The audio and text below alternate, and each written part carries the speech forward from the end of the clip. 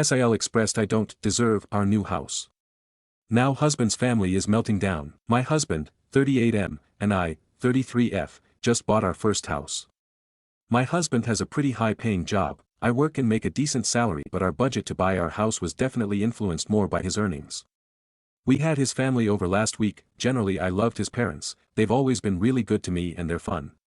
I have not spent as much time with his sister outside of holiday gatherings, but we do have her son, husband's nephew, stay with us for a week over the summer the last few years, so I know him well too and love him. So everyone mentioned above comes over and we show them around the house. At one point I'm showing SIL a kitchenette in the basement and I say something like, "It's great that our house has this space now, so if you want to visit us you'll have basically a separate apartment." And she goes, "Our? Is it also your house?" I'm immediately confused, but also I guess she could have assumed my husband bought it on his own. I said, "Yeah, we bought it together." And she goes, "Do you think you deserve to own half of this house?" I don't know, I just think that's crazy. I was shocked and I mostly panicked, said, "Well I do, yeah." And fled the basement. I immediately told my husband, away from his family, and he in turn immediately went to talk to his sister. I went to hang out with his parents and didn't say anything to them, but then we heard shouting outside. My husband and his sister were yelling at each other. I know people are different with their siblings, but I've never really heard him yell before.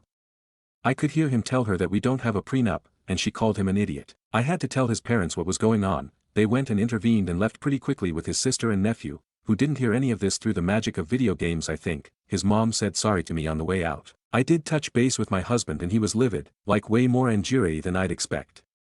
He told me that before we got married his sister was the beneficiary of his life insurance and he thought she was angry over essentially being removed from all his assets, but we've been married 3 years. She apparently had texted him about being added on to the house paperwork a few weeks ago during the buying process and he just ignored her. His parents have reached out to me and have been very sweet apologetic, but they really want to fix things and have asked if I'll talk to SIL. I'm trying to step away from it and just say it's now between my husband and his sister. Is that fair? Of course I'm a bit hurt by her saying that, but at the end of the day if she has problems with how he's handling his assets that's between the two of them, right? I feel really bad because his family has always been so sweet, and I really love his nephew, so I also want things to be fixed. Edit. Wow, this blew up a bit. I will make an update. We have plans to chat about it today and speak with his patents and figure out how we want to go forward. I agree with essentially all of you, and I'm not planning to discuss it with her until she apologizes. And to answer some common questions, nephew's dad is not and has not been on the picture for a long time. SIL has been in and out of relationships with not the best types of dudes. She is younger and there's no other siblings. Yes, there's been a pattern of her getting more help from their parents, but it's because she really needs it with being a single mom, and my husband has always been pretty independent. I promise I don't tell every person on the street about our lack of a prenup. My husband did come into the marriage with a lot of assets, so I think when his friends and family expressed curiosity about a prenup it was coming from a place of concerned care for him and I love that, so it felt appropriate to share how we made that decision. No one ever pushed back. I've never talked to his sister about it, and I think she didn't know, but my husband sort of yelled it at her in anger in a, "We don't even have a prenup" way. We are planning on kids, but could still keep up what we currently do for nephew even if we did, and he just became an official teenager, so the college fund is close to complete at this stage. We don't add much money to it anymore, it's just accruing. Comments. Commenter 1. What could you possibly say to your SIL? I think you say that the issue isn't really about you, it's about how SIL thinks everything that is your husband's is part hers. That's something your husband needs to set straight, not you. You just sit there and stay pleasant. You handled this perfectly. It's not your battle and your husband has your back, clearly. SIL sounds insane. Reply, I know this is right, but it's just really frustrating. We've had the awkward conversation of explaining why we don't have a prenup to some friends and family, and I really don't mind getting into those topics or talking about those things. I know this is different because she's not coming from a place of curiosity or just wanting to understand, but it's wild to me that it jumped this quickly suddenly when we bought a house. Commenter 2. You shouldn't have to explain to anyone whether or not you have a prenup. Commenter 3. Prenup is an extremely rude question to ask. Is his family that much more well-to-do? Did he marry outside his faith? Perhaps they wish to pressure him to divorce before kids enter the picture. Did his SIL loan him a bunch of money? Or do they know something about him he doesn't? Update. Holy shit, y'all, I was not expecting that much feedback. But I'm super grateful. It was really affirming and validating to read a lot of those comments, and a bit humbling, too. This recent move did move us a little bit out of town, so I'm still close to my social circle, but didn't immediately have someone to vent to, and you all were really helpful in that way. To update, she was secretly planning his murder to get the life insurance money. No, not really. After talking a bunch with both my husband and his parents, we figured out a few things. He didn't tell her that he's replaced her as the beneficiary on everything because he assumed she would know that. So she had texted him during the home purchase, "Hey, do you need my signature on anything for this new house?" He had messaged her back, "No." She then essentially asked if the house was an asset, set up like his life insurance. And he told her that everything is set up fine and that I'm on all of paperwork, and she's responded, "Okay, smiley face." So I do think part of this is her truly not knowing how marriage is supposed to work, and she seems to have expected there wouldn't be any change. I found out she also mentioned this with their parents, her main concern being that if something happened to my husband, I wouldn't help her son like we've been doing as a couple. Mil and Fil say they told her not to worry and that I love our nephew, but that was what was going on behind the scenes before all this. Mil and Fil also admitted that they may have unintentionally encouraged this, because they've always really encouraged their kids to support each other, but due to the various dynamics at play, what that ends up being is pressure on my husband and a sort of, "your brother will always be there for you" message to his sister. This was particularly strong in the last few years before I met and married him, because his parents thought he was planning to be a lifelong bachelor. They're not wrong in this, he definitely had that mindset at a time, and so then he and his sister really were, in their eyes, each other's lifelong person. So the last few years there had been this level of fallout I wasn't even aware of due to that. I also learned Sil is in a not great financial situation, and due to past issues the whole family essentially refuses to give her cash but will do things like buy groceries or pay a phone bill. So she's been struggling and I think feeling a little desperate and jealous. Of course none of this is an excuse, and I'm not speaking to her until I get an apology. My husband has also said he needs at least a week or two before he speaks to her, but he does plan to. His parents are totally in agreement and understand. They are going to tell her that we talked about the dynamics at play and that she needs to acknowledge what is going on here and take accountability for her part in it, so hopefully that will kickstart things in the right direction. Being too understanding and too flexible has been difficult for me for a long time. Having feedback about how truly fucked up that situation was really helpful for me, so thank you. For me there's a fine line between being unbothered and being a doormat, and I'm definitely working on differentiating those two. Comments. Commenter 1. Glad that it has been talked about. You fully deserve that apology from her. Her being broke isn't on you, and the family need to stop enabling her by helping. Commenter 2. It's also wild that her whole plan was to just leech off her brother and foist her kids' expenses on other people. Like, get your shit together, lady. You decided to have a kid, you're way too old to be this much of an insufferable loser. Commenter 3. Yeah, I find the whole parents' line of thought of, they'll be each other's lifelong person, grotesque. Like, what kind of emotional incest are the parents trying to set up between their son and daughter? Even if OP's husband had ended up a bachelor, his sister should not feel entitled to him or his resources. Raising her to be independent would have been the better move. Commenter 4. It sounds to me that she is mad you are getting her payout. She thought she was getting everything of his until you came. Very entitled. Commenter 5. Right? She was questioning if his wife should be listed as an owner but expected him to add her. That's insane. Stories number 2. I, 14M, hit my 16F cousin and now my family is upset and no one but my dad believe me. Posted August 10, 2020. I know based off the title and being judged extra hard. I don't condone hitting a woman, and if I could go back I would. What's done is done and now my family is in turmoil. So my auntie and uncle came to my house to talk to my parents. I though this was stupid because of COVID, but they went ahead and came anyway. They brought my cousin who we will call Carly. Me and Carly get along fine, but yesterday we did not. We started to argue about a game system. It was a stupid argument of who got the good controller and bad controller. Everything went downhill when I would not give her the good one. It's my system. She tried to take the remote from me, but in the process slapped me across the face with her nails. I started bleeding, so I got up and walked to the bathroom. I don't know if she had an adrenaline rush, but all I hear is, my nails. She grabs me and punched me in the face. In the heat of the moment, I punched her in the stomach and she fell over screaming. Her dad comes up the stairs and without asking any questions beelines towards me. He grabs me, then my dad came and grabbed him before he could hit me. Him and my dad were yelling pretty bad. My mom and auntie are talking to my cousin. My dad tells them to get out of his house. As of right now I have gotten text messages and phone calls from my family calling me a woman beater. My dad is the only person to believe me. My mom is saying she believes me, but is acting cold. How do I fix this and stop my family from breaking down even more? I blocked my cousin and her parents, but I don't know what to do now. I also feel like my uncle really wants to fight me. Update, 14M, hit my 16F cousin, and now my family is upset and no one but my dad believe me. Okay, so to start, the day after my post my parents wanted to talk. As soon as we sat down my mom apologized to me. According to her she didn't know who to believe, and she also thinks regardless of what happened nobody should have been fighting. She said a lot of things, but the end result there was that she didn't mean anything she said to me, but that she was just disappointed and embarrassed that a fight even broke out. I asked her if my dad wasn't there would she have tried to stop my uncle when he came up the steps. My mom said that my uncle wasn't going to hurt, but she would have tried to stop him. I really don't believe her based off her reaction to this whole mess, but at least she apologized so everything is normal between us. My dad said that me fighting her didn't matter nearly as much as my uncle touching me.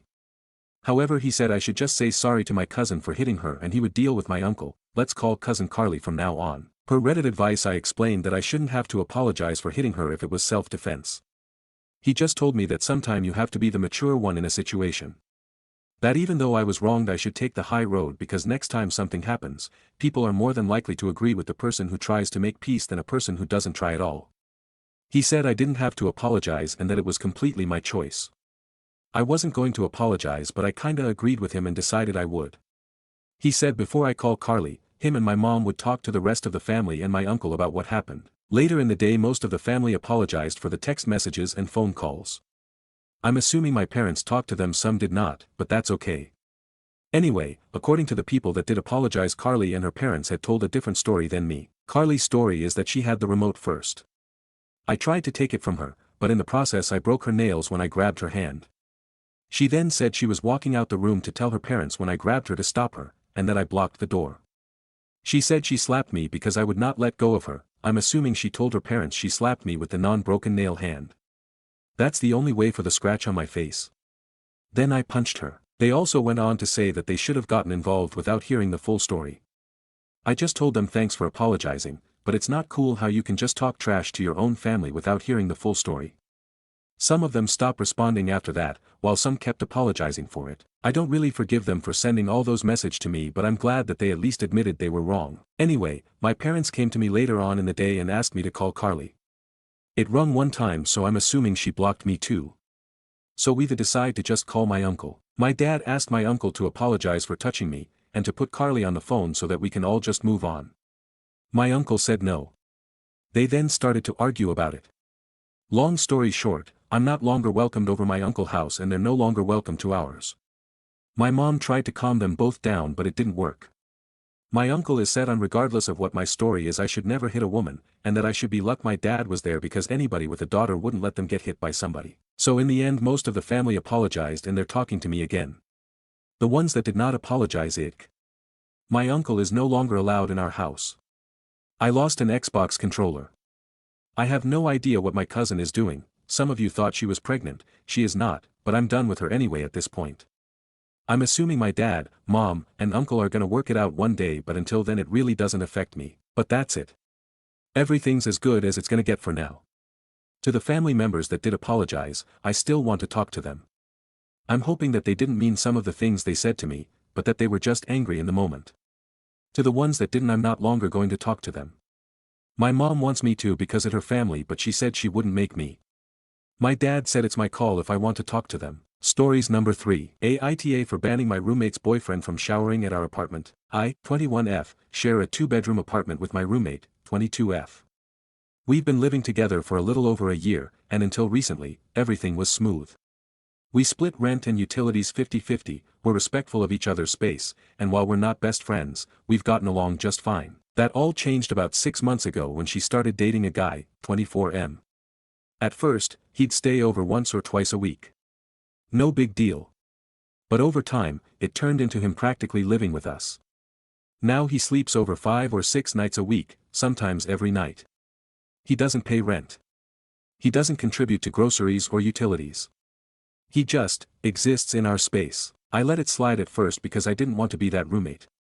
I figured, okay, she's dating him, maybe it'll pass. But what really pushed me over the edge was his constant use of my shower products. I'm talking shampoo, conditioner, face wash, deodorant, even my razor. Every single time. And he showers a lot, like, twice a day minimum. At first, I gave them the benefit of the doubt. Maybe she let him borrow something once. But it didn't stop. I ended up moving all my toiletries into my bedroom and carrying them back and forth like I'm living in a summer camp. I mentioned it to her casually, and she just brushed it off with, "He probably didn't realize."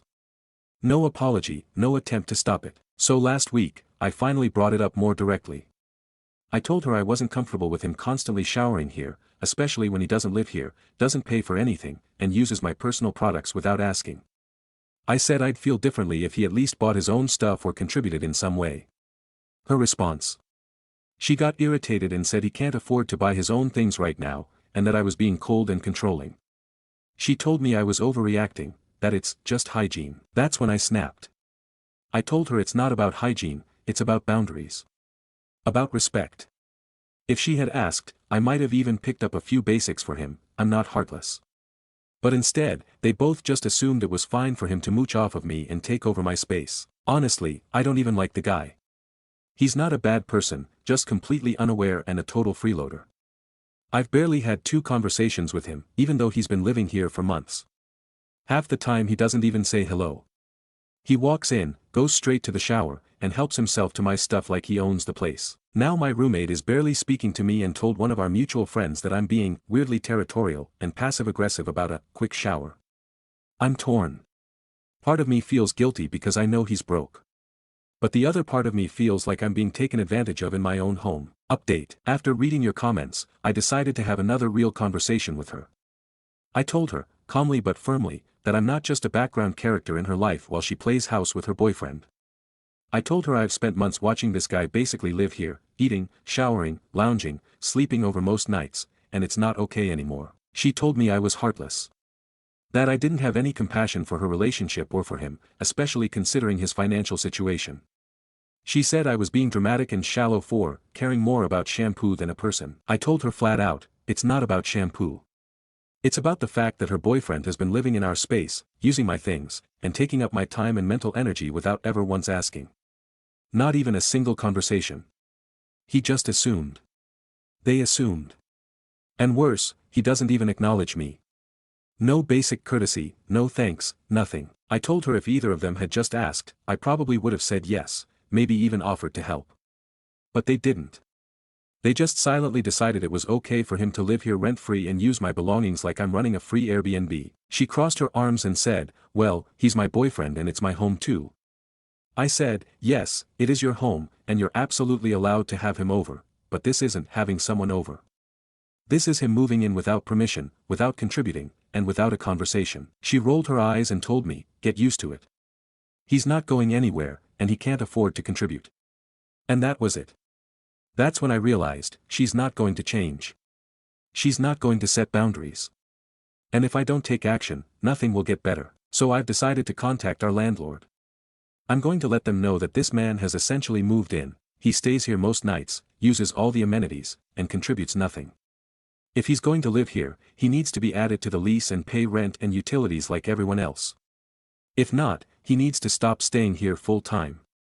I hate that it's come to this, but I refuse to be walked over in my own home. So Reddit, Aita for putting my foot down. Update 2, boundaries finally set. First off, thank you so much for all the support and thoughtful comments on my last post. And yes, I've learned my lesson about formatting, punctuation, and caps, lol. I think I was just typing in pure stress mode before. But seriously, the encouragement made me feel so much less insane for being upset about this situation. As promised, I called the landlord this morning. I was honestly nervous, it felt dramatic, like I was snitching or starting a war. But I also knew I couldn't keep tiptoeing around a guy who's basically been living rent-free and raiding my toiletries like it's a hotel. Thankfully, the landlord was calm and professional. I explained the full picture. Her boyfriend is here nearly every day and night, he uses all our utilities, occupies our space, and constantly uses my stuff without asking, shampoo, razor, deodorant, the works. He's not on the lease. He doesn't contribute a cent. I've been patient, but it's gone too far. The landlord took a moment, then said flat out, "This isn't okay." He explained that under our lease, guests are only allowed to stay a couple nights a week, occasional overnight visits, not a full-on residency. If someone's staying more than that consistently, they're considered an unofficial tenant and must be added to the lease. That means paying rent and contributing to bills. If they're not added, they need to significantly cut back on their stays. Then he dropped the bombshell, if my roommate refuses to comply, she could be in violation of the lease and risk eviction. That hit me hard, but it also validated that I wasn't overreacting. I'd been made to feel like a villain for wanting basic respect in my own home. The confrontation. Later that day, around 5 p.m., her boyfriend walked in, acting like usual, eyes down, brushing past me without a word. But this time, I stopped him. I told him we needed to talk. He gave me this blank, "what about," face, but I stood firm. I told him I was uncomfortable with how often he stays here, especially since he's not on the lease and contributes nothing. I told him I knew he'd been using all my personal hygiene items without asking and that I had to hide them in my room because of it. I mentioned the razor situation too. Yes, I replaced it immediately after realizing he'd used mine. Gross. At first, he got defensive, not yelling, but his tone shifted to guilt-tripping fast. He told me he was going through a lot and didn't have anywhere else to go. He claimed he wasn't trying to make my life difficult and that he was just trying to survive. He went on a mini monologue about being unemployed, struggling with his mental health, and being cut off from his family. He said people have turned their backs on him before and that I was just another person doing the same. I calmly told him I wasn't trying to kick him while he was down. I genuinely would have helped if he had just asked.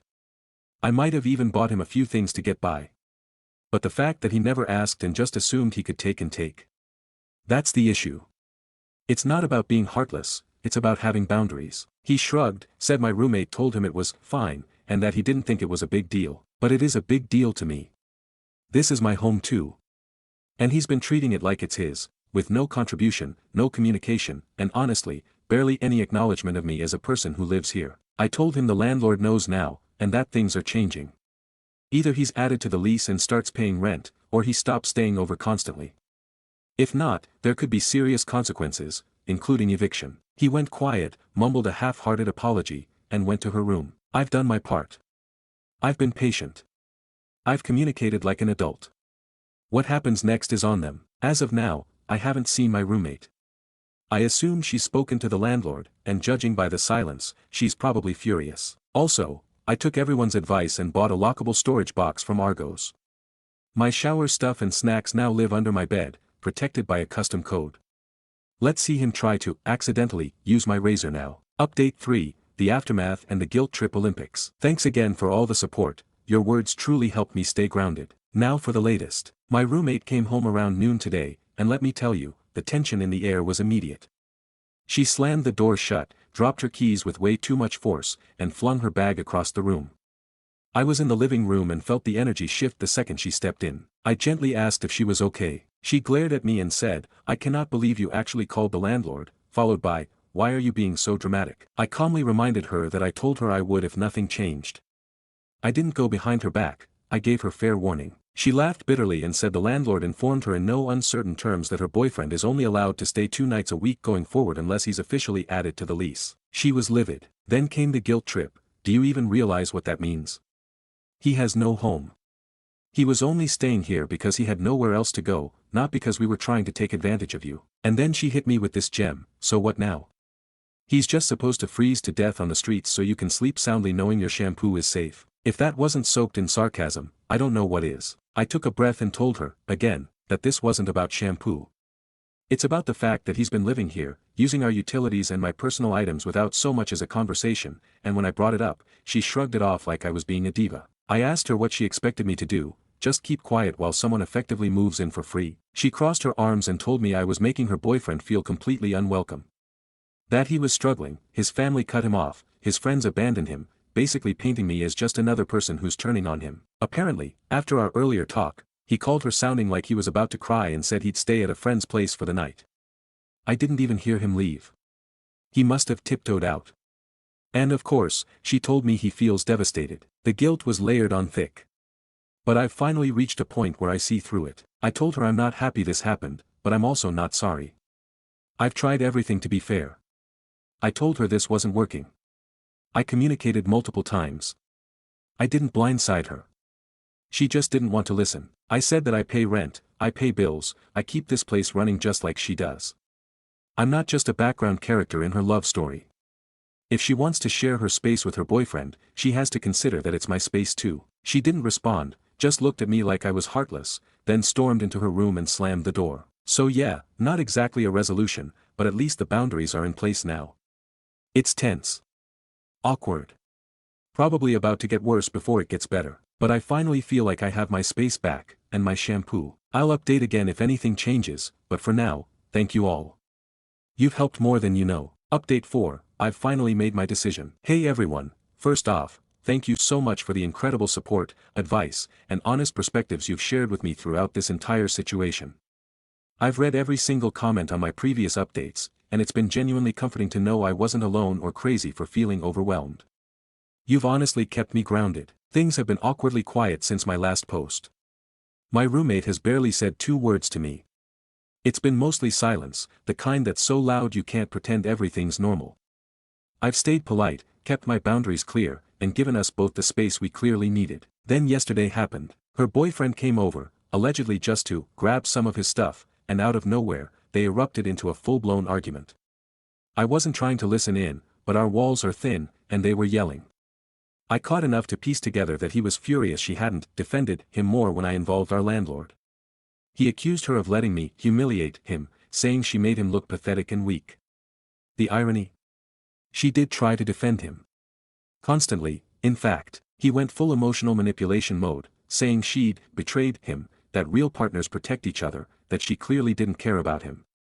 It felt like he was weaponizing his pain just to shift the narrative and keep control. She cried and tried to explain herself, but he kept cutting her off until he finally stormed out, slamming the door behind him. She followed shortly after. I thought the drama was over for the night. I was wrong. Around 2 a.m., she came stumbling in drunk and immediately started shouting at me. Slurred insults about how I was jealous and bitter because I don't have a boyfriend. She accused me of ruining her happiness and said I was sabotaging her relationship because I'm lonely. I just sat there, completely stunned. I didn't even say anything. What could I say? She stomped off to her room and passed out. This morning, I found her in the kitchen looking like a ghost, clearly hungover and emotionally drained. She mumbled something about how she wasn't sure what to think anymore, then admitted she was starting to feel like her boyfriend might only be with her for her money. I genuinely felt for her in that moment. I told her I was sorry she felt that way, and that she deserved better if that's how she was feeling. It felt like a moment of clarity. Then she looked me dead in the eye and said, "This is your fault." I froze. I asked, "Excuse me," and she repeated it. She blamed me for everything, for going to the landlord, for blowing things out of proportion, for making her boyfriend mad at her, for ruining everything. That was the moment it finally clicked for me. I have bent over backwards trying to be fair. I've communicated respectfully, set healthy boundaries, and done everything I could to avoid unnecessary conflict. And still, I'm the villain in her story. And you know what? I'm done. Our lease is up for renewal on August 1st. Yesterday, our landlord sent us the standard notice asking us to confirm by July 1st if we're staying. I've thought it over, and I've made my decision. I'm not renewing. Even if her boyfriend vanished tomorrow, the damage is already done. The respect, the trust, the peace, all gone. And honestly, I've outgrown this kind of chaos. I want a home where I feel safe, respected, and at ease. I deserve that. I haven't told her yet, frankly. I'm not in the mood for another verbal ambush, but I'll be giving my notice soon. I'll speak with our landlord, follow the proper steps, and keep it professional. But I'm done living here. This weekend, I'm starting the search for a new place, whether it's solo or with a different flatmate. I'm moving forward. Yes, the location I'm in now is great, and the rent is reasonable, so I know I may not get as lucky again. But peace of mind is worth a little extra rent. I'm sad it came to this. This apartment had so much potential. But I know I'm making the right call. I'm choosing myself now, so please, send some good vibes into the universe for me, and if anyone knows of a spare room in a chill flat with emotionally intelligent people and actual boundaries, feel free to manifest it on my behalf. Face with tears of joy. Thank you again, truly. Your support and comments reminded me that I deserve to live in a space where I feel safe, heard, and respected. Here's to better beginnings. Stories number 4. AITJ for locking my roommate's emotional support blender in my closet. Okay, so I, 22F, live with 2 roommates in a decent apartment. One of them, let's call her Maya, 23F, is super chill. The other one, let's call her Bridget, 22F, is something else. Bridget has this blender. Like a normal NutriBullet. Nothing special. But she has started calling it her emotional support blender. At first I thought it was a joke, but no, she fully means it. She blends stuff like 3 times a day. Smoothies, soups, weird powders from TikTok. You name it. The issue is, she runs it at literally all hours. 6 a.m. smoothies. Midnight soups. 3 a.m. protein sludge. It's a full-blown rave in our kitchen at night. We've asked her nicely like, 7 times to chill. Me and Maya even bought her those little noise-dampening pads for appliances and she said it ruins the vibe. Girl. It's a blender. Anyway, last week I had exams and had literally begged for one single peaceful morning. I was up all night studying, fell asleep at like 3:30 a.m. At 6:17 a.m. I was violently awakened by her grinding frozen bananas or God knows what. I just snapped. I got out of bed, walked to the kitchen in my giant Care Bears pajama pants, unplugged the blender, and said something like, "I'm done with this." I put the blender in my closet and locked it in there with a little bike lock thing I had. No dramatic yelling. Just vibes. Bridget freaked out. She started saying I violated her emotional boundary and that I'm blender shaming. I genuinely didn't even know that was a thing. She texted our roommate group chat saying she might have to file something with the landlord. Maya just sent the side-eye emoji and went back to sleep lol. I gave it back that night after she apologized for waking me up again and said she'd only blend during reasonable hours, no idea what that means. But now she's been super cold and is calling me controlling Kathy behind my back. Her TikTok is full of blender content and I'm 98% sure one of her posts was subtweeting me, so AITJ for locking up her blender. I didn't damage it. Just needed one blender-free nap. TLDR, my roommate kept blending smoothies and soups at 6 a.m. and 3 a.m. and called it her emotional support blender. After being sleep-deprived and begging for silence, I locked it in my closet for a day. She's mad and says I crossed a line. Did I? Comment by OOP. I swear if I walk into the kitchen one day and she's slow dancing with the blender to Norah Jones, I'm moving out. Update. Hey again, it's me Blender Jail Warden. First off, thanks to everyone who commented, laughed with me, or at me, fair, and especially to the person who said I should cheat on her with the blender. That visual is living rent-free in my brain. Honestly, Reddit has been more supportive than my actual apartment. So the update. The blender truce lasted exactly 3.5 days. Then I woke up at 5:52 a.m. to wait for it. Grape coconut sleepy girl mocktail. I didn't even know that was a thing, but apparently it hits harder with chia seeds. What hit harder was the blender firing up before the sun even clocked in for the day. I dragged myself out in my fluffy robe and was like, "Hey. We talked about this." She responded with, "It's medicinal." Medicinal. Like it's her inhaler or something, so I didn't say anything else. I just walked over to the cabinet, pulled out my mini speaker, placed it gently on the counter, and blasted the entire Shrek 2 soundtrack at full volume. She shrieked and said, "What are you doing?" And I said, "Balancing the vibes." That kicked off what I now refer to as the blender Cold War. We've both been petty in silent ways since. She started labeling her oat milk, "Do not use. This is sacred. No one wants your warm oat milk, girl." I started casually Googling, "Is it legal to evict a blender?" on the living room TV with the voice search on. Maya bought earplugs and refuses to get involved. She's Switzerland now. Finally, we had a mini intervention on the balcony over boxed wine. Bridget cried and said she didn't realize it was such a big deal, and I said it's not the blender, it's the timing. We agreed on no blending before 8 a.m. or after 10 p.m., which I feel is a very reasonable compromise that doesn't involve locking small appliances in captivity. So for now, the blender is free. I am, mostly, rested. And Maya is making popcorn every time we're in the same room just in case it pops off again. Anyway, I'm saving up to move out next semester. If you hear blender noises at 3 a.m. in the distance, just know Bridget's thriving. TLDR, the blender made a comeback, I retaliated with Shrek 2, we entered a Cold War, and now we've signed a peace treaty with Blend Safe Hours. I'm still moving out though probably. Stories number 5. My past infidelity has came to life. I need advice on saving my relationship with my husband and sister. My past infidelity has came to life. I need advice on saving my relationship with my husband and sister. These are not real names. A long time ago after dating for years my now husband Stuart and I got married. It was his first deployment and I didn't know how to handle not seeing him. I developed better coping mechanisms since then. He's leaving active duty now but I understand now the importance of getting a friend group and even got a dog to help when he's away. He only deployed one more time after that and the past 2 years been home, and now with him leaving active duty we are finally about to get settled and move to DC where we both got jobs. I am ashamed to say during his first deployment I was unfaithful to him. I was in a vulnerable state and my sister's husband drove 3 hours to help me repaint the patio. I always had a crush on him but never thought of acting on it.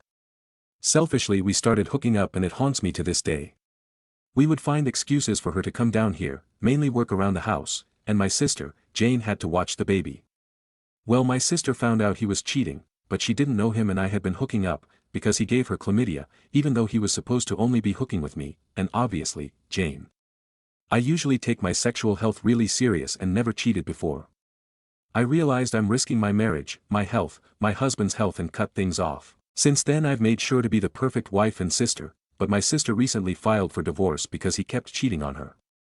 I guess he realized she wasn't taking him back, and in an effort to hurt her he told her about our past. Just fucking evil. I can't believe he would say something just to hurt her because she won't tolerate his cheating anymore. My sister told my husband today and everything blew up. He got a hotel and my sister cursed me out and has told me I'm dead to her. She blocked me on everything. I've received calls from family members. My mom sent me a nasty message, my brother, almost everyone. My dad has been very sympathetic and I appreciate him for that. I told him I'll call him tomorrow, but right now I just feel like my life blew up and I have no one. Update: I'm taking accountability. I've gotten a lot of angry comments and rightfully so. There is no way to justify what happened and I won't do that. All I can say is that I deeply regret my actions. It was hard looking myself in the mirror. My dad has been my rock throughout all of this. I cried when talking to him, but he let me know I'm not a bad person and he understands why I never told anyone. He also talked to my husband and convinced him to have a conversation with me. He tried to convince my sister but she said no, and I told my dad we gotta respect that. My husband and I did talk. He asked is there any other time I cheated on him and I told him absolutely not. He is hurt right now, he said, and he needs space. He thought we had a great marriage before this and now doesn't know what we have. That really hurt. Thankfully he won't make any rash decisions, he said. He's going to take some time for his mental health and so he can think clearly. Then he wants us to go to counseling and after counseling he will make a decision. I told him I would love to do counseling and I'm ready whenever he's ready. I'm still sad but I'm feeling better. My dad said he will come visit me next weekend and is reminding me that I'm not a bad person and we all make mistakes. He let me know it's what we do moving forward that makes us as a person, and those words are helping me move than ever. Any tips on attending marriage counseling for the first time? I know I'm not the most popular person on Reddit, but I am really trying to save my marriage. I'm extremely nervous about Tuesday, which is the first session for us. I told him I was committed to regaining his trust and putting our marriage where it was before everything came out. He said he will try to reconcile but no promises, and he is trying but not handling it the best. He doesn't know how to feel about my guy friends and said he's suspicious and he wonders if there's more people I cheated with. I didn't and never cheated other than the situation we all know about. I do not see my guy friends that way. As far as my sister, I still haven't heard from her. My dad said once things settle down he will try to help mend things over between us. But right now the only thing I can focus on is rebuilding my relationship with my husband, who's actually talking to me and trying. Any tips on rebuilding this relationship and getting ready for therapy Tuesday? Stories number 6. Aita for being disrespectful to in-laws, because I said I am not their son's servant. I am 28F, married to my husband Tyler 30M. We both are Asians. I also have a son 1M. My family lives nearby and we pay for full-time nanny under their supervision for his care. In Asian culture, women, whether they work or not, have to contribute most of household work. But with new generation, we girls are putting our foot down and are not allowing this. My husband and I work at same organization and met there, when we were 22 and new members. It is a public sector central bank and it is same position and job. We make same salary and work 10 to 6 Mon to Friday. We both make 6 figures and have household help for cleaning. But cooking is on me and my husband does laundry, utensils, house help, clean them most. Baby's care is mostly on me. I feel lucky to be in this position as we are saving for a house and our rental is leased by the bank. My in-laws have retired and are visiting here for a month. Overall, there are no major issues with them and my child loves them and they love him too. But seeing my husband doing household chores, their faces speak million words. So my mill started saying, during evening snack time, that women in their generation managed both homes and work. The girls are too lazy now. Phil said that he is proud of his wife for managing both. And jokingly said, my husband is henpecked, sarcastically. My husband stayed silent and I also sarcastically replied that, I have no interest in being a servant to their grown-up son and how I had to train him for basic chores, during initial days as couple, 6 years back. As they failed to teach him basic life things. I will make sure, my son learns everything. So his future partner will never complain. I also said how men and previous in-laws' generation exploited women, which led to many women being bitter and taking it out on their next generation of daughter-in-laws. My mother had to cook for a family of 10 people, because only then grandmother took care of me and my siblings. My in-laws got angry and said I am being disrespectful. I just said I am being truthful. Since then, Mil and I am not talking. Phil is okay though. My husband said to apologize and they are here for some weeks only and also love our son. That's true, but I don't see why should I apologize. They started it. I can't be fake diplomatic person. My husband is now giving me cold shoulder and told me that I made him look less masculine. He said his father already pointed out that my husband removes chest hair and finds it very girly thing to do. That previous gen men were proud of their chest hair. But I never pressured him to do that or remove them. It is his choice only. So I don't know why he brought this up. He becomes different person whenever his parents visit. Otherwise he is chill husband. Am I the for being disrespectful to elders? Edit. Someone said I am training my husband as dog. W*F. I feel like clearing it. Because he couldn't even make a sandwich for himself. I trained him in household chores. I treat him with respect and he gives me same. When we started dating he expected me to do all.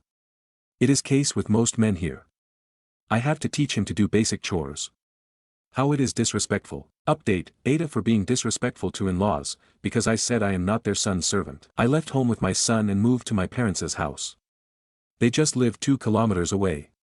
Tyler, his parents were out with his family friends. He called me 100 times and I dropped a message. That I am at my parents' house and only bother me, when he can stand for me in front of his parents. He can come and visit our son anytime. In the evening, he came and begged me to come back.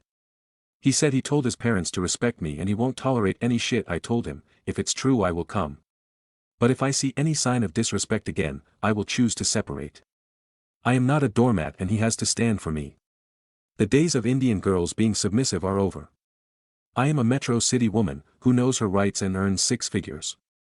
I am not dependent on him. My parents and brother Sahil, sister-in-law Shaila, said their home is always open for me. It is my bro's house and both my brother, Sil work. My parents lives with them and take care of their children and my Sil loves my parents.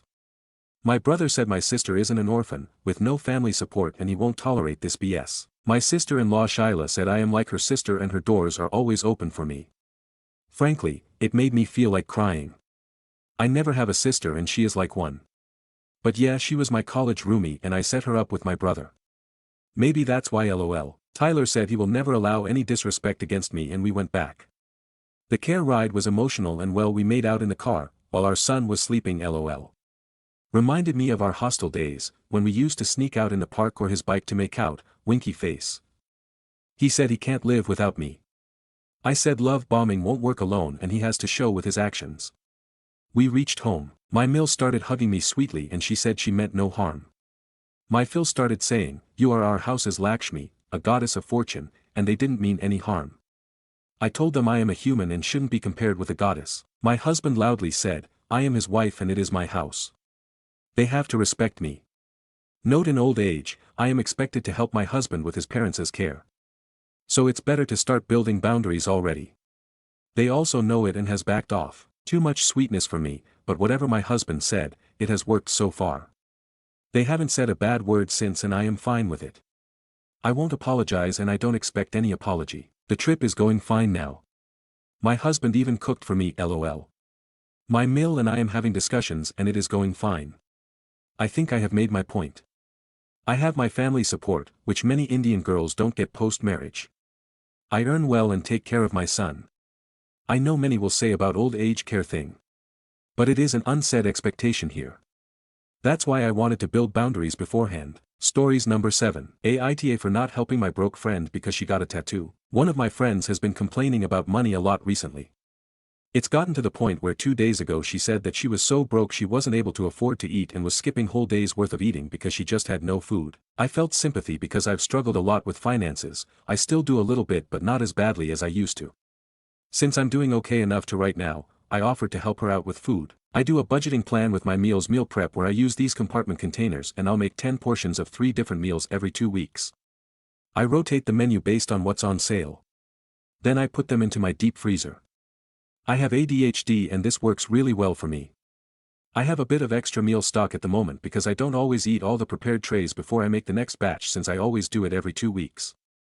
I have around 25 extra meals in my freezer right now. Since I have extra, I was originally just gonna not meal prep at the start of next week, but instead I decided to offer to drop my friend off some of my surplus so she has something to eat. I was gonna drop it off today after work, but right when I was getting off work I was watching Snapchat stories and saw she posted one. She went and got a tattoo today as part of a Friday the 13th flash thing. I'm familiar with the artist who did the tat because I recognized their flash from their Instagram. I was considering going in for one but didn't do it cause I don't really have the extra money right now. They're all pre-priced prices and that one is $180. Why but it kinda PMO because she literally just told me about how she was so broke she couldn't afford to eat, but yet was able to pay for a tattoo. When I was struggling financially I didn't get tattoos. I messaged her about it and asked about how she was able to afford a tattoo and she basically just said, I'm always able to scrounge up cash for new tattoos. I then told her that I'm not bringing her those meals because if she has enough for a new tattoo, she must not be that desperate.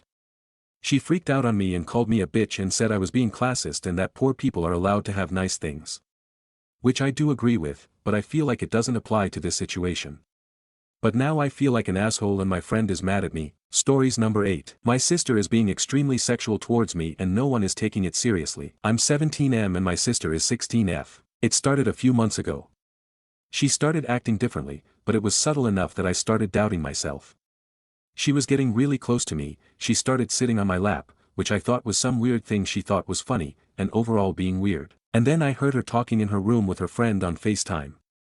Looking back in it, I think she was talking loudly intentionally so I heard, but she said to her friend, I'm not trying to be weird, but if my name wasn't my brother. And then they started laughing. Very obvious what she meant by her tone of voice. Again, I thought I must be imagining it, but it's just been getting so much worse. She's walked into my room in only underwear because she lost her phone charger and wants to borrow mine. I gave it to her, and she didn't leave, she stayed around making small talk. And her weird, flirty behavior I mentioned at the start had been getting more bold. And then a week ago she sent me a picture, accidentally, on Snapchat. She had used AI to make a naked picture of me.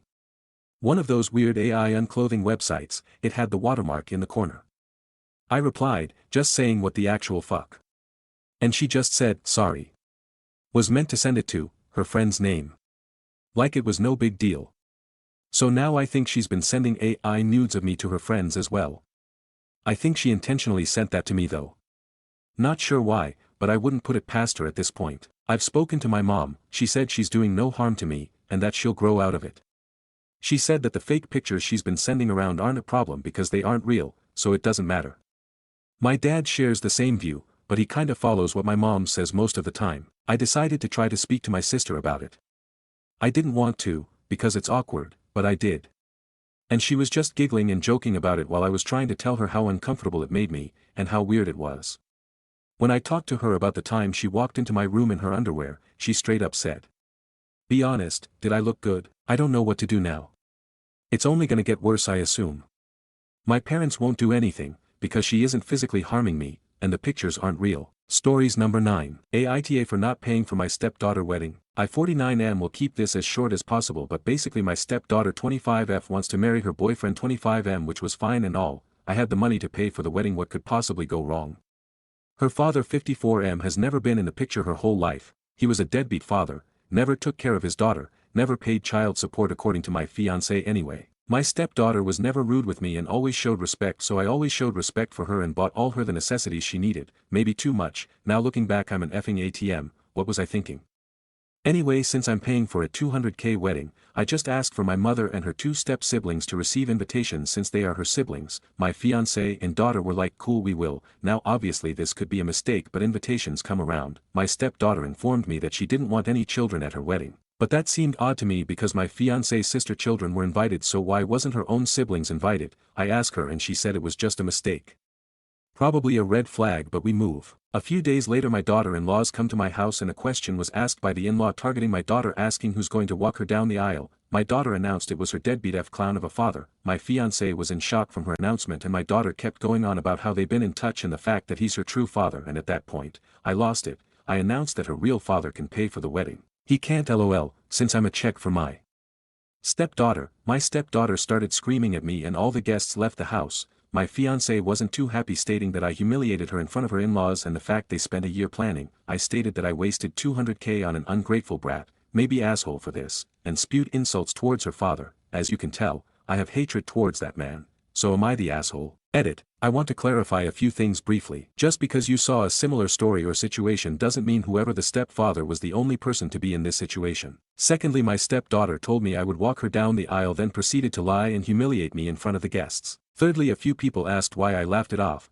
Whenever I'm in bad situation I just like to laugh it off like Spider-Man, I guess. Second update, Aita for not paying for my stepdaughter wedding. I probably should have mentioned this in my previous post, but I had nothing to do with the planning, nor did I want anything to do with the planning. It was all my fiancé and stepdaughter planning. Well, a lot of you was concerned with the price of the wedding and you guys made me concerned too. So as some of you requested, I asked my fiancé about the planning of the wedding and I came to the conclusion that from asking that I've just been a check to my fiancé and stepdaughter this entire time.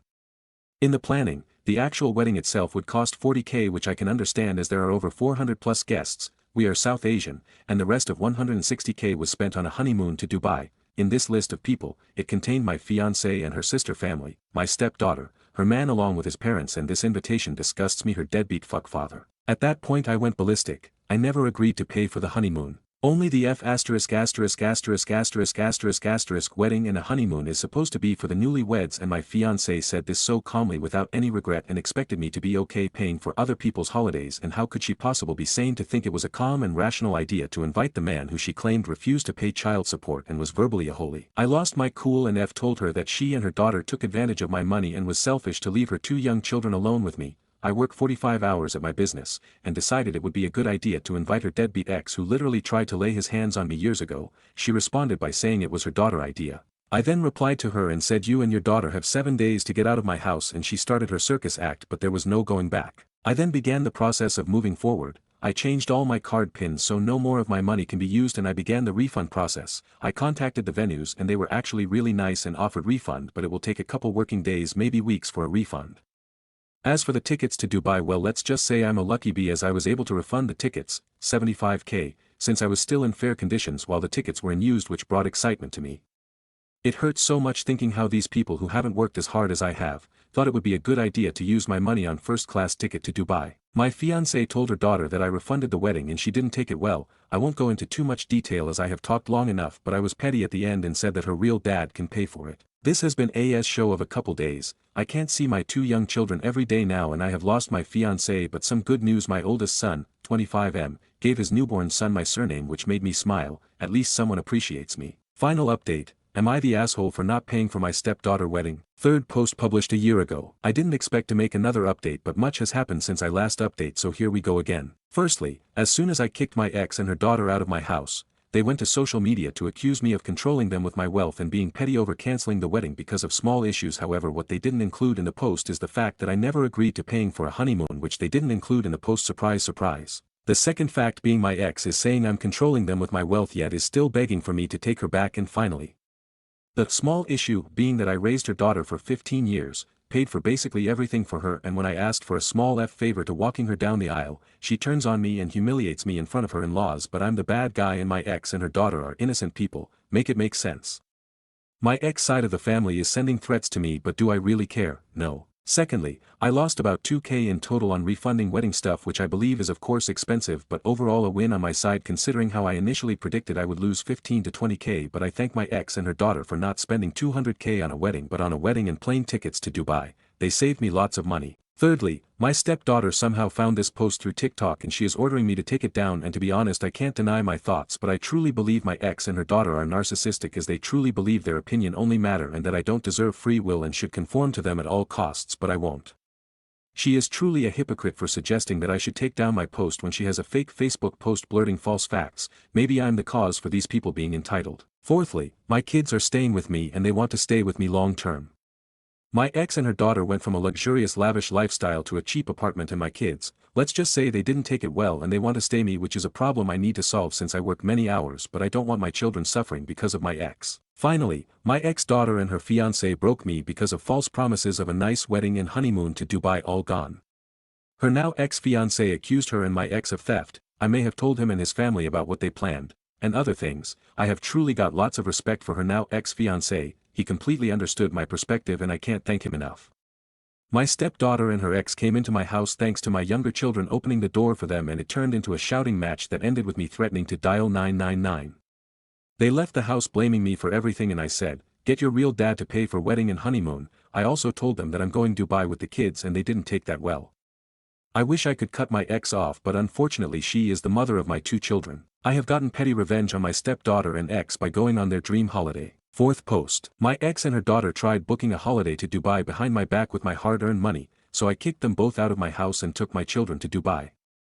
Life can do wonders. Update, Aita for not paying for my stepdaughter wedding. You may have remembered this post from a year or two ago. I'm the idiot who nearly let his ex and stepdaughter spend £200,000 on a wedding and honeymoon. I deleted my Reddit account because I felt like I was at peace with my life, but life screws with you in the worst possible way. My mental health deteriorated over past few months after I left a long-term relationship with my ex. I didn't really mention that my state in my previous Reddit posts, but it has crumbled. I've been so busy with work that I haven't had time to be with my kids, and plus the fact that I don't have primary custody, I've been struggling. We had such fun in Dubai, but I knew it couldn't last.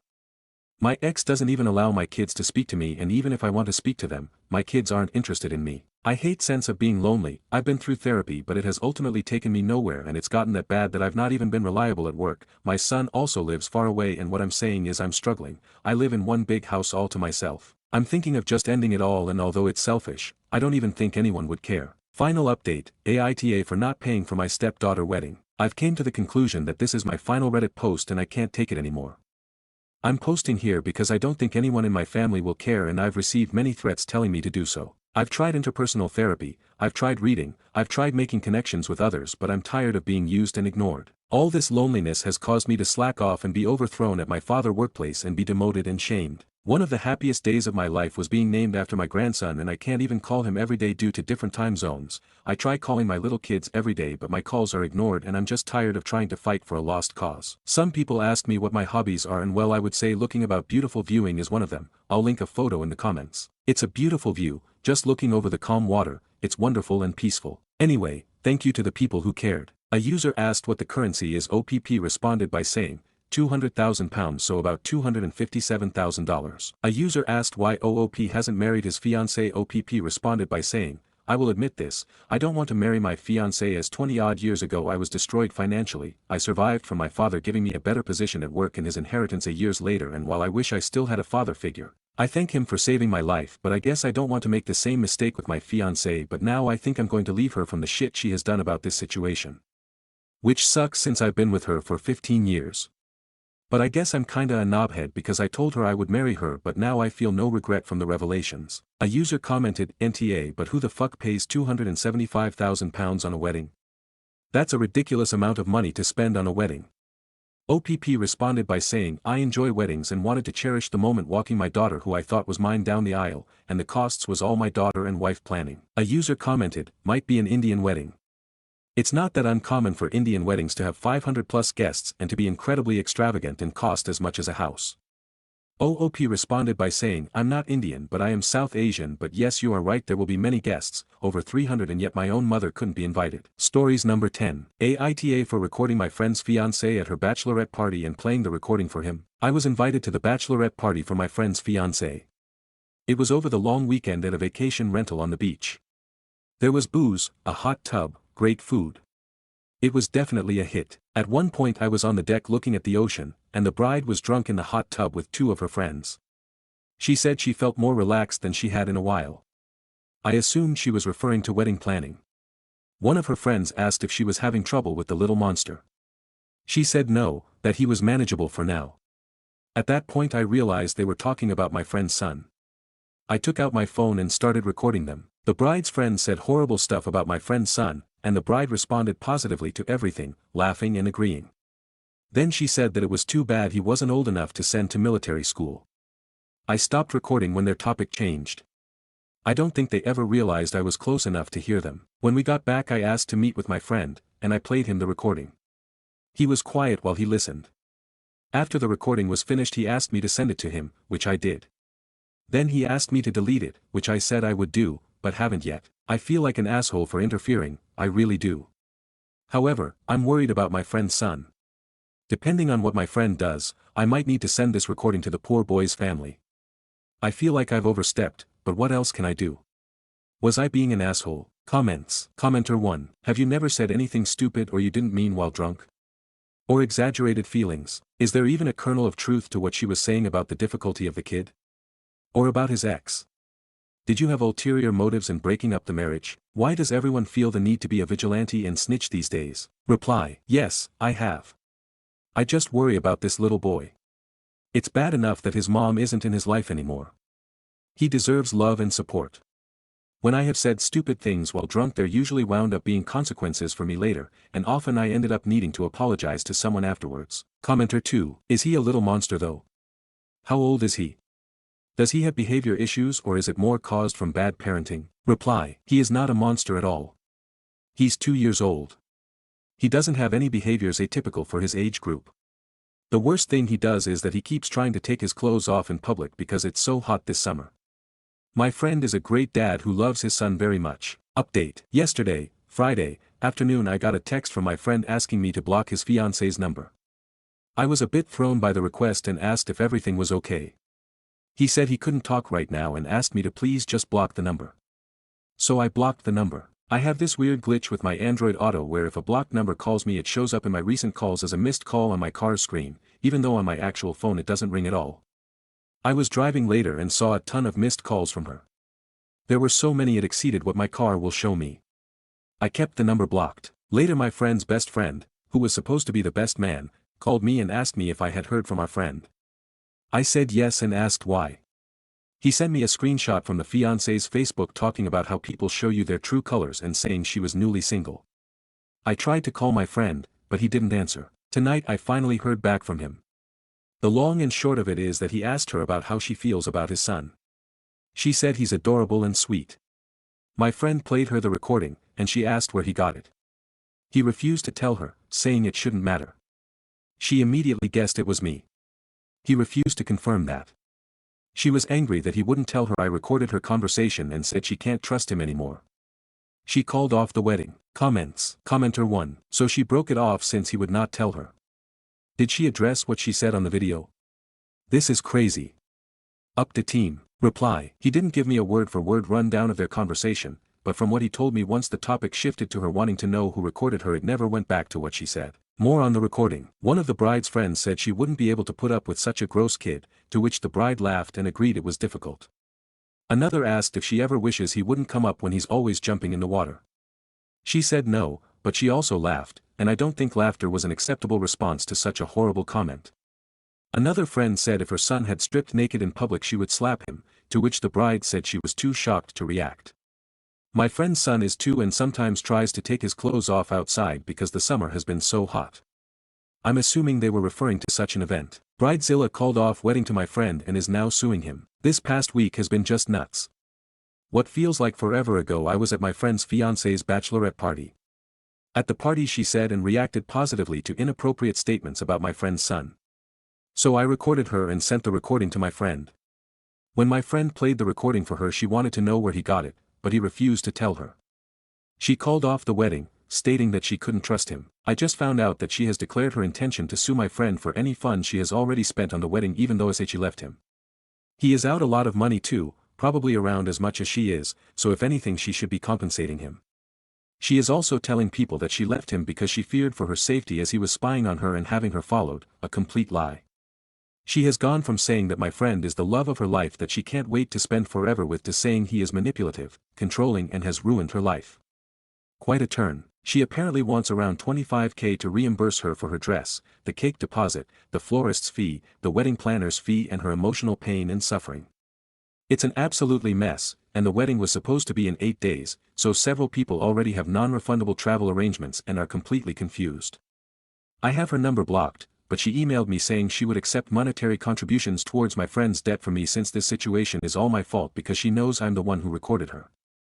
I reported the email as spam and ignored it. My friend already paid for the venue and the catering, so he is considering throwing some sort of impromptu fundraiser for a local charity that day, but it's probably too close to the date in question to get the word out. This whole sequence of events has me in utter disbelief. Stories number 11. Aita for telling a client, fuck no, after he asked to sell my software and keep 100% of the profits. I need a reality check on a situation that just went down with a client. I'm a software engineer who creates and sells plugins for a specific video game as a side hustle. These plugins are sold on a license basis, allowing one purchase to be used on a single machine. I recently decided to retire from the business, meaning I'm not creating any new plugins due to real-life time constraints. However, I made it clear to all my existing clients that I would continue to support the plugins they've already purchased from me, as per our contracts. Client is one of my long-term clients. He's always been great to work with, which is why I'm so stunned by what just happened. A few days after my retirement announcement, I received this message from him. Client, hey, my friend, I have a question. Of course, if you don't want to, that's perfectly fine with me. Slightly smiling face. And here's what. Would it be possible for us to implement a licensing system of mine for my 2 plugins? So that I can sell it? Because then it would work automatically for me, since I'm already actively selling bots plugins. And if there are any problems that you could fix? For a fee, of course, because your work shouldn't be free. I was taken aback, so I wanted to ensure I understood him correctly. Me, you want to sell my work as your own, and keep the profits from it besides having me fix bugs for a fee? His response floored me. Client, yes, that would be the plan. Or did you misunderstand me? Happy face, I don't want open source files either. And you could charge for every problem or something, because your work should be worthwhile. I was livid.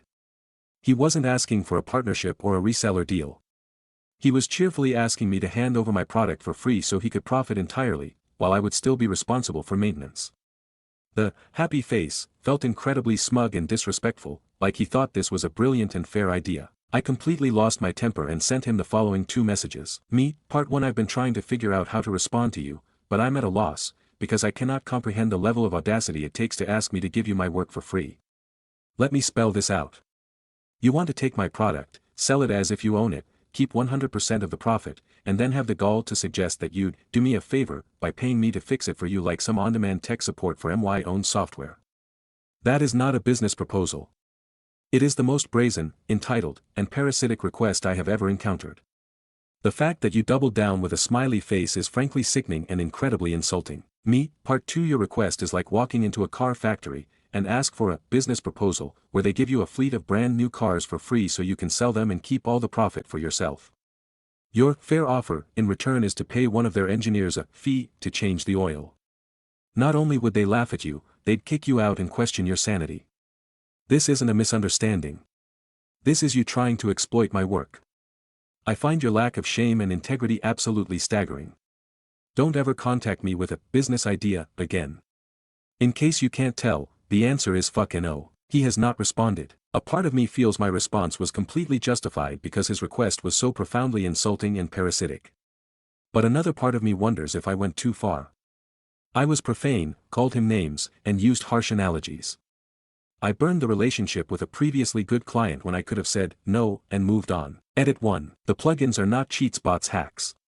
It's server-side plugins that allow for features functionality that mods otherwise aren't capable of by directly hooking into the server. My software has several internal and external security measures, so I'm confident that he wouldn't be able to distribute it. My philosophy regarding my own software is that if someone truly can go to the lengths it'd take to crack my internal and external security measures, then they deserve that free copy. I wouldn't even be mad, lol. I'd probably just want to know how they did it and why they didn't just spend a fraction of the time creating the same thing themselves. Obviously, distributing and reselling it is different. I'm not willing to nuke anything or revoke their access. They've paid for and I intend for them to have access for as long as their license remains valid, regardless of my feelings about them. Thanks for the replies so far. Stories number 12. Wibta for cutting off my mom and my golden child brother. I 22F have always had a strained relationship with my mother and brother 20M. He has always been my mom's favorite. If something happened she would always find a way to spin it on me or my older brother now 26M. My mom's favoritism caused a severe rift in my parents' marriage to the point where dad requested a divorce. My little brother and I for some reason stayed with my mom while my older brother opted to stay with dad. Things got much worse after that and I became their scapegoat for everything. Things got out of control multiple times. Police were called due to my brother's extreme behaviors. Mom chalked it up to autism, but I have no memory of a diagnosis, and when going through family records later on, Mom kept everything. I found nothing to suggest an actual diagnosis. This family dynamic had an extreme toll on my mental health as well as a few untreated injuries from my brother's extreme behaviors that mom told me I was being too dramatic about. I finished school, went to college in another state where I met my fiancée 23M. We have our own place and 2 beautiful children and are getting married this spring. I attend weekly mental and physical therapy and I am a manager at a restaurant. Recently my dad had fallen ill and I returned home to care for him on paid leave. Usually my older brother helps him but had to travel for work for 3 weeks. My kids are with their dad and his family. Sometimes my little brother will visit. A few days ago he asked to come over to see dad. We agreed as long as he was quiet due to dad's illness and our neighbors have young kids and dad had migraines. I asked that he clean up after himself and that he brought his own money for food because I hadn't shopped yet pending my paycheck the next morning. He didn't follow these requests. He dismissed them completely. He was loud the entire time, spilled drinks on the carpet and spent all his saved money on an upgrade for his gaming console. Dad had an appointment and we decided to use what little money I had left for lunch afterwards. I offered to take what little my brother had left to buy him something. He instead wanted to tag along. Halfway through the appointment my little brother got impatient and left to head back to the apartment taking his card with him. We still stopped for lunch. As we got the food and pulled away from the window I got a text from my brother not asking but demanding I bring him food. I told him that we had already gotten our food and he should have stayed because I didn't have extra money to cover him. He threw a fit and called our mom to take him home. I didn't hear anything until today when I was hanging out with friends. Mom was now barring him from coming to see dad while I was there and that I was a jerk for refusing to feed him, stealing his money and not taking him home. I sent her screenshots and texts proving that he spent his money on game upgrades, the texts where I told him my conditions and he agreed, the text from him demanding food and my response as well as other proofs that would help my case. My dad messaged her as well explaining his side of things and ultimately telling her to get off my back. She hasn't replied. I'm exhausted and today was ultimately the last straw. After years of being beneath my brother while mom held him on a high pedestal that I could never even come close to, I'm drained and over it. I want to remove them from my life permanently. Would it be too harsh?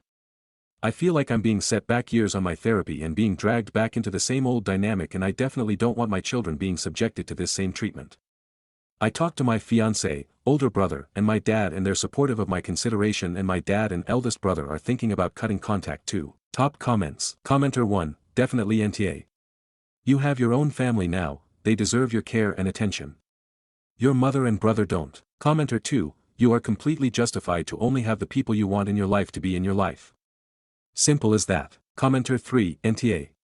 It's fine to cut shitty people out of your life. Glad you were able to take time to support your dad and that you have a loving family of your own. Update 1. To update, a lot has happened since I posted last night. I had my mental therapy this morning. Even while traveling my therapist was flexible and I was able to continue my treatment by phone. I explained the situation. She agrees that cutting off contact will be in my best interest. She recommended cold turkey, no explanation, just block. She's proud of my progress. Before I couldn't see the toxic dynamics, I mistook them for tough love. I decided ultimately to block both of them. I upped my sessions because I already feel some guilt, but with all the support I have I should be okay. I'm gonna talk to my fiancé tonight since he's working today. Dad is getting better and I'm returning home soon. Dad immediately received backlash this morning when I blocked my brother. His reaction was long-winded and predictable. His messages were filled with rage and guilt trips trying to convince me to change my mind. He called me every name in the book trying to turn dad against me, but dad told him off. Mom has been completely silent. Her go-to when things aren't going her way. She believes if she's silent enough that I'll crack and change my mind. It won't work this time. I know a lot were expecting some petty revenge, but that's not the case. In the end, my best revenge will be living well. I'm gonna focus on my babies and planning my upcoming wedding. Thank you all again for the support. My mother and brother tried to keep me wrapped up, but in the end I broke free. Top comments. Commenter 1, do not invite your mother and brother to the wedding. I'd tell people they already had plans. NTA. Commenter 2, he isn't autistic. He's just a selfish entitled asshole, which is exactly what your equally assholish mother raised him to be. Good riddance. Commenter 3, good for you. I'm glad your father is being supportive of this, and that you have a support structure in place beyond just him. I have to say I don't fully trust him, as he left you with your mother as a child despite apparently protecting his oldest son from her. I hope you find this peaceful and can focus on everything else going on in your life. Leave them behind. Final update. Wipta for cutting off my mother and golden child brother. Hopefully the final update. I thought my last post would be my final update, but things have escalated. I thought I could block my mother and my brother and it would be over, but she has gone to new lengths. Buckle up. To recap, I made a post about wanting to cut off my toxic mother and golden child brother, after years of horrible mistreatment and abuse. I was in my home state visiting, taking care of my sick dad when I made the first post. Please visit it for more info. It's been a while since my last update. I blocked my mother and my brother. I thought that was the end and I hadn't heard from them since blocking them until today. I returned to my fiancé and kids after my dad made a full recovery. I've been back for almost 3 weeks now and everything has gone back to normal. Until this morning, while I was working today, my phone blew up with messages and calls from distant family. Same story from everyone. It boiled down to the same thing: call your mom, something happened. After the 7th or 8th call I picked up, it was my dad's sister. I immediately thought my dad had fallen ill again or worse. But it turns out my mother had been telling everyone her father, my grandfather, had passed. Which I found funny. I had just gotten text from him 2 minutes ago. We talked daily and I told my aunt that. The silence was deafening and my aunt abruptly hung up. I called my grandfather and I'm crying laughing at this point. This was so ridiculous. I explained the situation and there was a silencing the line for so long I thought he'd hung up. Then he said, "I'll handle this." And hung up. The calls stopped immediately. I didn't hear from my grandfather until I got off work. He explained that my mother hasn't answered any calls, but from what he gathered from our family, my mother has been spiraling since I cut her off. She's been digging for any information about where I live. Only my dad, brother, and grandfather know. My dad and brother blocked her alongside me a couple months ago. She thought by faking my grandfather's passing would drag me back home and into her narrative. This has only strengthened my resolve. I've started getting calls from numbers I don't recognize with numbers in my home state. I didn't answer. But the voicemails come from my mom and brother calling me cruel, ignorant, and the usual guilt trips of ruining the family. I'm considering a protective order. Would that be too harsh? My family is torn. Some say I should forgive, others are saying I'm justified. So Reddit Wibta for wanting a restraining order. Relevant comments. Commenter 1. Oh, to be a fly on the wall for your grandfather's phone calls, the person on the other end seeing his number name pop up on the ID, ghostly calls from the great beyond, and your grandfather saying, "I am not dead, WTF. That would be the weirdest conversation to repeatedly have, since he had to call how many people to tell them he was in fact alive. NTA, you need a restraining order, it's going to escalate more before it's over." Reply. I would have loved to see it too. I would have also loved to have seen my family tear my mom a new one when they found out the truth. Commenter 2. NTA at all, faking someone's death to manipulate you is absolutely unhinged behavior and you need to protect yourself and your family. A restraining order isn't harsh when someone is literally lying about deaths to control you. Commenter 3. If you feel you need to get a protective order, do it. If this is how she's acting within a few months, then it's only going to get worse. Lock your info down. On that note, lock your credit too. Make sure no one can access that information. Commenter 4. My petty self says, if the mother wants to play, let's play. OP should call the local police for where the mom lives and report her deteriorating mental state and ask for a wellness check. Not that I think the cops would arrest her or anything, but she might learn that the OP is willing to involve the law if she continues her manipulations. Stories number 13. I'm afraid to tell my wife I don't want children anymore. Me, 24M, and my wife, 23F, have been married for about 4 years, together for 5. We recently got back together 4 months ago after I got out of the army. We were separated for about 2 years after she left, and we finally decided to get back together and do it right this time. When we started dating, I was the kind of guy that didn't want kids at all. Seeing her passion for motherhood, and her deep desire to be a mother really influenced me to change my mind last year. Also, in a way I convinced myself to want to have them, mostly because I feel obligated to, not because I desire to raise children. As for why I wish to not have them, I won't lie, I'm selfish. I don't want to abandon my dreams and goals right now to take care of and raise children. If I were to have a kid now, my life and my wants are essentially over. My responsibilities of taking care of my wife and child would come first. Honestly, the thought of that would make me go insane. We recently babysat our 4-month-old niece, even though I stated I didn't want her to come, but my wife insisted that I wouldn't have to do anything anyway, and while she enjoyed it, I did my best to just play my part and have it not look like I was miserable and hating that she was there in the first place. I definitely still had to help, which was expected, but it wasn't a good time for me at all, nothing against the child at all, or children in general. Instead of feeling joy and happiness like my wife, I dreaded every moment I had to stop what I was doing, or hurry home, or rush, or stay quiet, just to make sure the baby was okay. I'm afraid to tell her because she has a very explosive temper. She has to restrain herself from breaking things, or throwing things when she gets extremely upset. I've already told her that I wanted children, which was also a big factor in us getting back together, so for me to backtrack on that agreement would be devastating for her. She won't be understanding about it, and I will have to face her wrath in full force. What do I do? Comments. Commenter 1. I wouldn't reproduce with an individual that violent. The kids will get abused at some point. If it was my choice, I'd file for divorce now instead of waiting until there's kids around. Whether folks think your reasons are valid or not isn't relevant. What is relevant is your violence-prone spouse.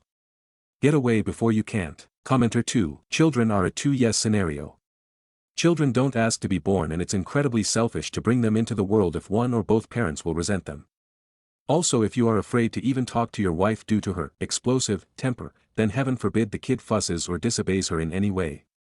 Even if you did want to have kids, I wouldn't have kids with this woman. She sounds unstable. Update. I started this. I brought infidelity into this relationship 1 year in. After we were married living together, unhappily, a year, we were separated for almost 2 years after all the fighting and arguing. I slept with multiple women during this period, including one being her friend, my work friend, that she met through me. Even filed for divorce, but her papers never got back to me, so I never finalized. We finally got back together about 1.5 years ago. We have a kid now, but my fatal mistake was telling her while 3 months pregnant that I slept with her friend. I was even initially unempathetic and defensive about, completely invalidating her. She's been wanting out ever since, almost 1 year now. I've been wanting to leave, but I wanted to try and clean up my mess, and I've only made things worse. Now I'm at risk of losing everything, including my daughter. Don't make the same choices I made. If you want to be with someone, be sure you are ready to give them your all, and be committed 100%. Comments. Commenter 1. Wow. So you have basically been sticking your dick into everything that moves, and y'all still decided to have a child together. The antinatalist crowd will surely have a field day with this story if they ever see it. Commenter 2. Let her out of this marriage. You've disrespected her enough. You in every way have shown her you don't respect, love, or appreciate her or the vows you took. You need to let her go, look into therapy, and work on a future where your kid isn't traumatized by your forcing their mom to stay with a father that makes her miserable. Update. If you haven't seen the first post, I basically detailed what kind of POS I've been to my wife. You can throw tomatoes at me there as well, I'm just here to vent. I've had several conversations lately which have been mostly about her expressing all the emotions behind everything she felt, and that she doesn't think that I value her. I listened to her without interrupting or trying to set the record straight, really wanting to make it about her. She doesn't truly know if I even love her or if I'm in all the way or not. In the past I've stated that since I take care of pretty much everything financially, her bills, and pretty much do anything she asks, I don't see how you think I don't love you. I was short-sighted. I understand now that we can't dictate how our actions make others feel, we can't tell people how to perceive our actions, our words. Over the years I have worked on being intentional with the things I say or do, so that she isn't confused. I would say that's worked somewhat, but whenever we are in a good spot I find some way to screw it up. We were doing good, then I came clean about me and her ex-friend 10 months ago. My wife and I got back together in late 2023, I haven't had sex with anyone other than her since. I haven't grabbed a number, not one social media. I don't like posts, I don't even hang out with the one friend I have anymore. And it's by choice. I choose these things because I know how important it is for her to be valued by me and to have her as my priority. Anyways, that was what I got across over the few conversations we had. Her POV is that the amount of hurt that she went through justifies leaving, but more than anything she wants to stay. She doesn't want to take our child from me completely, she wants us to be the best we can. So she wants me to work on it and give her the emotional attention she needs. But she's extremely heartbroken about it, and I want to pick up her hurt because I was wrong. I got a trophy made that says, Best Wife Award, with her name on it, and we're going to the aquarium this weekend. Hopefully doing more date-like activities can rekindle her trust and love. Vent over. Comments. Commenter 1. We got back together in late 2023 and I haven't had sex with anyone other than her since. I'd hope not. You don't get a medal for that, that's the freaking bare minimum anyone would expect from a partner. Broken trust can sometimes never be repaired. Commenter 2. Not fucking other people falls below bare minimum. The little gift and day trip is nice I guess, but it doesn't seem like OP even comprehends the scope of destruction and the amount of effort it takes to repair a marriage that has been burnt to the ground by infidelity. Commenter 3. Release her, you have damaged that poor woman. I was dragged along for years by a man like you, and it caused CPTSD. You say you love this woman, set her free so maybe she will meet a partner that appreciates and respects her from day one. Reply, she wants to stay so I'm going to continue to show her that she does mean the world to me, that I'm not the mistakes that I made. I've even told her it's best for her to leave if she doesn't feel like this is right for her, or if she doesn't feel like she will trust me again. I wholeheartedly am repentant for the pain I caused. And if she's willing to stay and love me, who am I not to fight? Commenter 4. Maybe don't start by giving her that trophy. That kind of token just feels hollow, especially at a time when she's extremely vulnerable. Reply, I see what you mean, it could potentially do more damage than good. I thought it was a good idea because a few times over the past few months she's mentioned casually that she just wants to get the Best Wife award, in other words my appreciation. She gets a kick out of corny stuff like that, and I hoped it would make her smile. But okay, she mentioned she wants to feel like how it felt when we first started dating, so I'll just think of more date ideas instead of trinkets. Commenter 5. More dates for sure. We want your time and presence before presents. Save the trophy for down the road. Stories number 14. Aita for asking a couple to pay $300 for a trip they backed out of 3 weeks before, after we already booked everything. My fiancé and I planned a combined bachelor-bachelorette trip and fronted the cost for a big Airbnb and activities. Everyone was added to a spreadsheet and an app, Batch, to keep track of what they owed. One couple, let's call them Kelly and Brandon, confirmed early and were included in the headcount, with their total being $805. They accepted the invite to the app and saw the amounts owed like everyone else. Then, 3 weeks before the trip, Kelly backed out, May 5th, and Brandon followed a few days later, May 9th. Final payment for the Airbnb was due May 14th. At the time, I didn't say much because I wasn't in the emotional headspace to deal with it, but the cost had already been locked in. After the trip, I reached out asking them to contribute $300, not the full $805, just to help offset what we'd already covered. Kelly responded saying she didn't feel it was fair, they didn't go, didn't use anything, and nothing was mentioned at the time about still needing to pay. She thought the app and spreadsheet were just organizational tools, not a commitment. I explained that once they said yes, we planned and budgeted with their share in mind. Their late drop didn't change the cost, it just meant others had to cover it. I acknowledged I should have said something earlier but was overwhelmed. After a follow-up, she said she respected that we saw it differently but still wasn't comfortable paying anything and wanted to leave it there. I told her I disagreed and thought it was unfair to the rest of us but would also leave it there. So, Aita for expecting them to chip in for a trip they confirmed, then backed out of too late to change the cost. Edit. This was a joint bachelor-bachelorette trip for me and my fiancé. We decided to celebrate together with our closest friends, and everyone was expected to split shared group expenses, Airbnb, a boat day, and a rental car. The trip took place May 29th to June 1st, 2025, and planning started winter 2024. Kelly, my best friend, and her partner Brandon were part of the group early on. They were added to our cost spreadsheet and the Batch app, where all shared expenses and balances were visible. The $805 was their total share of Airbnb, split evenly, boat rental, group activity, car rental, to get to and from activities. Airbnb allowed split payments, but cancellations after a certain point wouldn't refund the first half. When they dropped out in early May, we were just a few days from the final payment deadline, and the trip had already been booked in full. Kelly had repeatedly said she'd pay in early May despite not having paid anything yet. She then backed out on May 5th, citing her daughter's last-minute dance recital. Brandon followed on May 9th. I didn't push immediately because I understood they were going through personal things and honestly wasn't in the emotional headspace at the time. I only asked them to cover $300 of the $805 total, less than half, just to help offset what my fiancé and I had to unexpectedly cover on their behalf. They declined and said they didn't feel responsible since they didn't attend. I understand last-minute conflicts come up, especially with kids, but these weren't cancelable costs. It wasn't about attending, it was about their spot being factored into the budget for months. Stories number 15. My girlfriend 25F quit her job to become a TikToker, now I'm 24M working 2 full-time jobs to support us both. I, 24M, have been with my girlfriend, F25, for a little over a year. She's a single mom with a 5-year-old daughter from a previous marriage.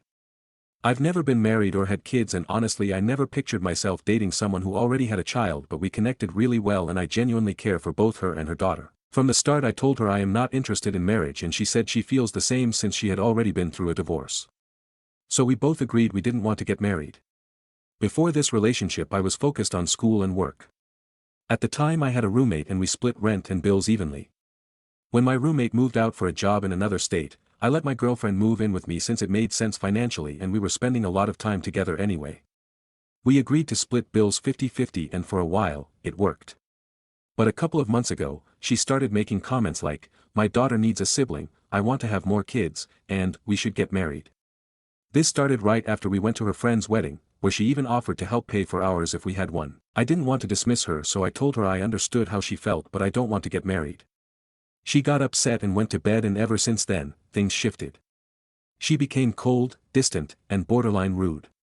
That lasted for weeks, and it really made me start questioning our relationship. Not long after, she quit her job out of nowhere. When I asked why, she said she was just not feeling it anymore and wants to do something else. I tried to be supportive and assumed she'd be job hunting. But weeks went by, and instead of applying anywhere, she started hanging out with her friends nearly every day and told me she wanted to become a TikToker. I told her I didn't have a problem with her chasing that dream, but she should at least get a part-time job to help with bills. She claimed she was actively looking, but it's now been 3 months and she still hasn't worked a single day. Anytime I ask about it, she gets defensive or starts an argument.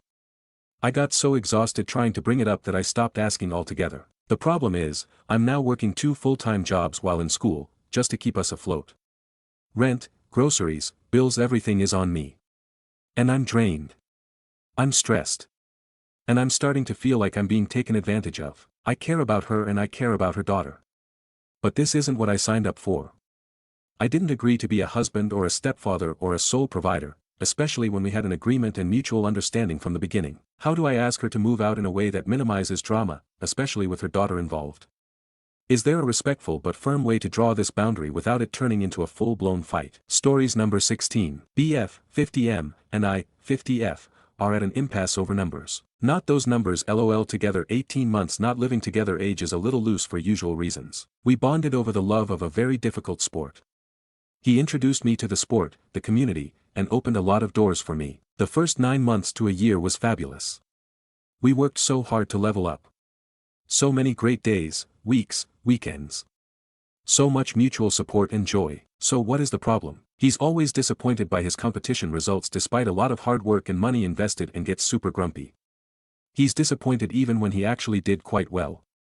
He always beats me, but I'm closing ground. If I try to talk at all about the results, rankings, numbers, to gain insight and help us train smarter, he gets annoyed and says I'm violating his boundary of not discussing numbers. But that means I also can't talk about my own results, my own wins, my own progress without running the risk of violating his boundary. I feel like I'm seeing sides of him now that I really don't like. He is insecure and unpredictable. He's blown up a few times at me, but later he doesn't even seem to remember later, so trying to talk through them doesn't happen. He likes to remind me that he is the member at the expensive clubs and low-key threatens to exclude me when he's mad at me about something. I've put in a lot of work to build our social circle and community, and this is both scary and appalling to me that he can so easily exclude me from the clubs where social events happen. A few months ago I, placed highly, in my division in a really big competition, my first big award. He missed the award ceremony to go hang out with a friend. He acted like my disappointment in him not being there to celebrate with me was unreasonable. He's currently stonewalling me. Yesterday, he brought up his disappointing performance at a recent event. I made the mistake of looking up a number in the posted results and shared it with him. He got irritated and said he was tired of telling me to stop talking about the numbers and that he had a decision to make. He didn't care that he was the one that brought it up. He hung up on me. I sent a short apology text. No response of any kind.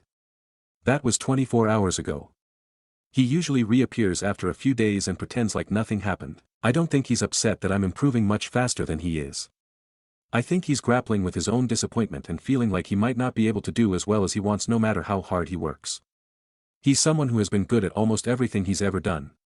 I've tried pep talks, offered to help in any way with tactical training support, I've tried just listening and empathizing, but it's getting old. I think he's a bit delusional. We are competing against guys who are much younger, 20 to 30 years younger, and he keeps injuring himself with overtraining and ignoring the advice of literally everyone including his idols. It's exhausting and I'm tired of trying to manage his moodiness, flashes of anger, and trying to offer support. Reddit, lay it on me. How would you characterize or interpret his behavior? Am I promoting it by violating his boundary? Is that even a boundary? It feels like a rule. What would you do if you were me? Relevant comments. Commenter 1. He should be supportive and encouraging, and happy he has found a partner he can play a sport with. A common interest is awesome. Kinda want to know what sport. just to see if he is being extra childish or not. Not throwing a temper tantrum like a year-old that lost a race at school. Reply, it scored on both points, accuracy, and speed. He pitched temper tantrums at 2 matches last year. He did apologize profusely for those, and I told him if he ever does that again we are done. Commenter 2, evidence-based thinking, EBT, clears this up fast. It teaches us not to guess at motives, not to justify bad behavior, and not to argue over labels like boundary or rule. We focus on patterns.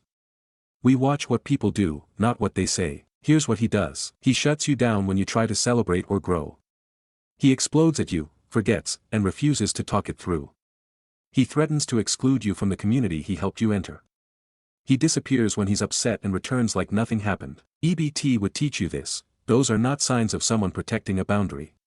Those are signs of someone protecting control. A boundary is what you set for yourself to stay calm and safe. A rule is what you force on someone else to stay in power. You're not violating a boundary. You're violating the story he wants to live in, one where he's the mentor, the center, the champion. Your growth threatens that story. So he punishes you for it. If this is what it looks like when you're winning, what will it look like when you're losing? Let the evidence lead the way. Reply, OMG, thank you so much. I really needed to hear that. He does talk about my success a lot to others. He likes the association of being there to watch mouths hang open. He says and does a lot of encouraging, supportive things, but he definitely has to exert control.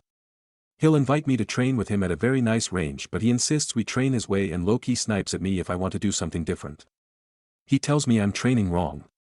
He'll invite others at the last minute and then be mad I'm frustrated at driving hours round trip to get in very little training time. He also lied to me about wanting to train alone one weekend when he was actually going out of state to train with some really cool people. I did place higher than him at a very big event last year, but we were both injured and neither of us performed well. I didn't tell him the results. Someone else did, and it put him in such a bad mood. He spent the next day correcting my behavior in such weird ways, like I was an incompetent child.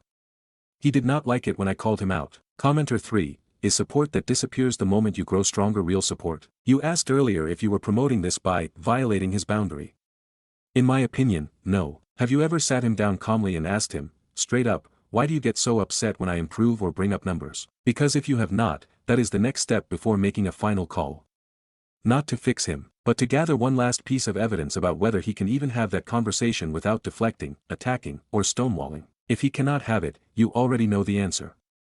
If he can have it but blames you again, you already know the answer. Reply, thank you. I have asked him about the over-the-top reaction to the numbers. He says he doesn't understand them. He's not good at math. His idols will tell him to work on something and tell him why, the numbers they are tracking for him. He is grateful to them and doesn't blow up at them. He'd get blackballed if he did, but he insists I'm violating his boundary, this absolute prohibition against talking about any of the numbers. He almost always deflects, attacks and stonewalls when I try to broach a topic with him. He twists it all around. He insists I tell him when something is bothering me, but when I do, he tells me I am wrong. I rarely bring anything up. It's too exhausting to go round and round and round on the straw men he throws out. Commenter 4, in your opinion, what will the next 18 months look like, and are you willing to endure them? Reply, good question. You've really helped me unpack how damaging the behavior patterns are. Obviously I didn't share the long list of positive behavior, but I'm not sure that list actually matters. He has previously expressed a very high desire to remain friends, no matter what. I think if I break up with him, however, he will exclude me and malign me in subtle ways from the community. I've seen him try to squeeze out other people. I'm starting to think that maybe it would be good if he just keeps stonewalling me.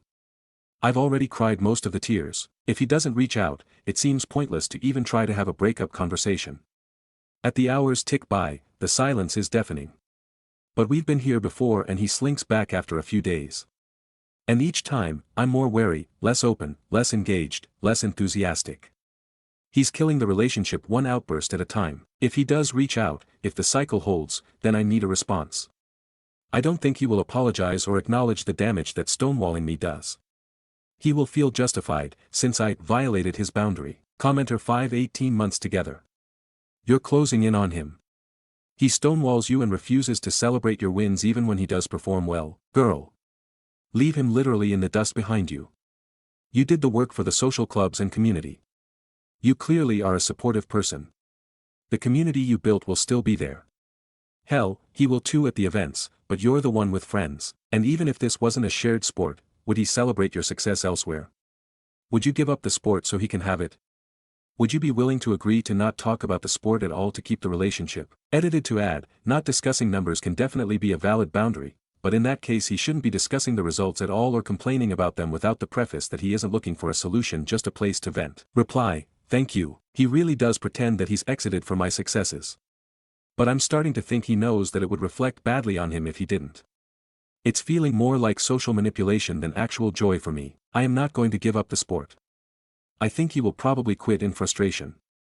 And TBH, I've lost so much respect for him for how he handles his frustration. It is so immature. I'm not willing to give up the sport to protect the relationship. We've both been all in for 18 months and other than his childishness about it, I'm thoroughly enjoying it. Last week he said that people who are heavily focused on one thing like a sport or hobby are boring. He also said that people who talk about their work are boring. I've been swamped at work recently. But I will talk about it for maybe 10 minutes over several hours of other conversation. Yeah, it's time to cut him loose. Commenter 6, you'll be happier and you'll probably see a significant growth in your skills without him bogging you down. Sounds like any topic that isn't led and controlled by him is boring to him. So simply let him know you don't want him bored any longer, smiley face. Reply, yes. The boring comments are so mean. He pretends he's joking but he's not. He has asserted that if a story isn't entertaining to him, he doesn't want to hear it. Commenter 7, he sounds like a child who doesn't handle it well when others get better than him in less time.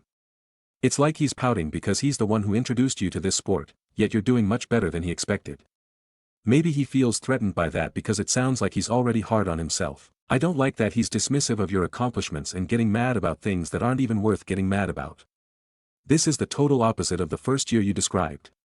His boundary of not being able to say literally any numbers when it comes to this sport is unreasonable, and feels like a tactic to control what you say and gives him an excuse to blow up if you violate it. I also don't like how he just pops back up at his convenience acting like nothing happened.